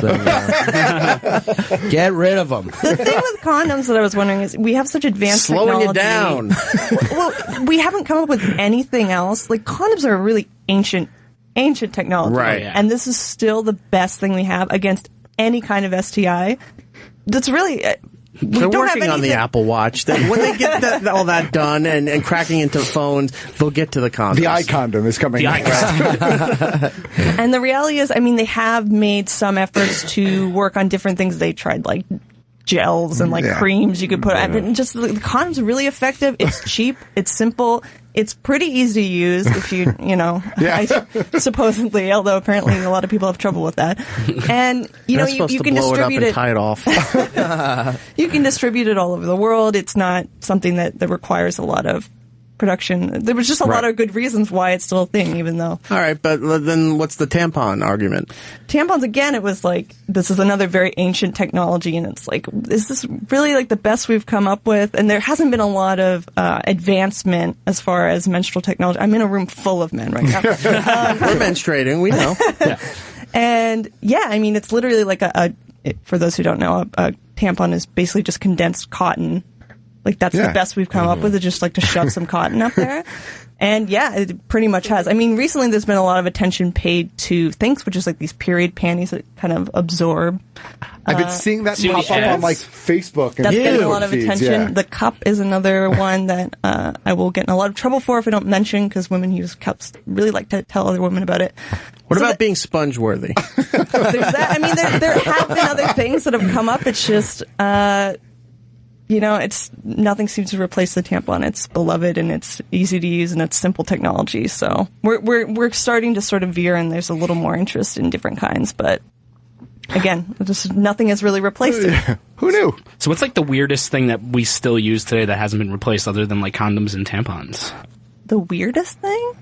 Or something that like that's guys tell like me. just I don't know. I'm just trying to think. The VCR Plus. Ugh. Anybody or those remember that? Or am I dating myself? Tape into the other You're tape. dating yourself a little bit, but I do remember. All right, let me explain to Brendan, who's looking at the ceiling. VCR, a video cassette recorder. Now, they used to have this remote that you would dial in a 4-digit code, and TV Guide would have the codes next to the programming, so that you type in the code, and it would automatically program your VCR for you, so that you didn't have to figure out how to program your own VCR. It didn't work well, because all the times were off, especially, you know, if there was some kind of breaking news or a sports game that went long, and it was just a piece of crap. I think I understood more about the tampons than what you just said. Programming your VCR was never that hard. I never understood why that was such a thing. Never hard. It was like, it would say right on it, like hold, like press. It was kind of like setting an alarm clock. Yeah. Yeah. Alarm clocks, that's another one I did. Sort of the separate physical alarm clocks that you plugged in the wall. Those are still a thing. They're very popular, weirdly enough. You know, I bought one a couple months ago because I needed one because my cell phone battery kept dying during the night randomly, and I was using that as an alarm clock. So I had to get an alarm clock, and I went to Best Buy, and the guy's like, "What the fuck are you talking about?" It was like, it's an alarm clock, like a digital clock. He's like, digital clock. He's like, "What's a clock?" But like, I found it, and it was still like $30. I was like, "You got to be kidding me!" Try by the discount and broken section. And you know what the worst part is? It doesn't keep the right time. It's like 5 minutes off from my phone. Like it goes down. I don't get it. Should have bought the $50 one. I should have. That's your own fault, buying cheap shit. A general tech question. When do you think you're going to be writing the article, Why Are We Still Using Desktop Computers? Ooh, that's a good one. Are we? Who's using desktop computers? I mean, we do every day. A lot of like people. Laptops. A lot of people. You mean do laptops? No. I mean desktop. Yeah, you mean like desktop? Well, like a tower. Like people legitimately still use desktops. As long as they're like, look, even a regular Mac. Right? That's still a desktop. It doesn't have a separate tower, but it's not a laptop either. That's a desktop computer in my definition of it at least. But when do those go away? I mean, as long as there are still needs for like ridiculous computing power in a relatively small, like high-end gaming, think video editing, anything like involving like multimedia type stuff, not just like browsing Facebook or Google Docs, whatever. I think that'll, because like I own one of those big giant gaming computers, and that costs like $1,000 to get that amount of technology miniaturized. Like I would have to spend a lot more for a not even as good gaming laptop. Right. So I think it's for a little while. It's still going to be the preferred form factor. All right. Not forever, but for a little while. Well, we're running out of time, unfortunately. We can keep going with this. You got a lot more time than you did last time, Nicholas. Thank you. We're going to have to have you back again. Anytime. You guys are always welcome. Thank you so much, Kaylee, thank you so much for coming in. obviously there's a whole bunch more that we could have. Sure. Like, send me your ideas, guys. What how do people get in contact with you to give you suggestions and stuff? They can send me a tweet or email me, kaylee.rogers@vice.com. Okay. Can we leave you a voicemail? You can, but only if it's like meaningful and nice and something I want to save. Yeah. You know? Then she'll post your phone number on Twitter. No. And then everyone else will leave you. I'm not checking any of those voicemails. You have to call and read IKEA instructions, but in sonnet form. Oh, no. Nicholas, how do we get in touch with you? Twitter, just at Nicholas A. De Leon. All right. And motherboard.tv. Yes. For your parent company there. Yeah. Let's go around the room, get the plugs out of the way. You want to start with Matt or start with Brendan? Wherever you want to start, Brendan. sir.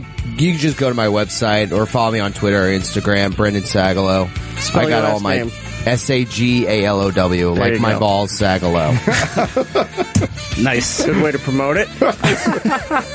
And your gigs. Matt OG. Geek Stuff OG on the Twitters and the Instagrams. All right.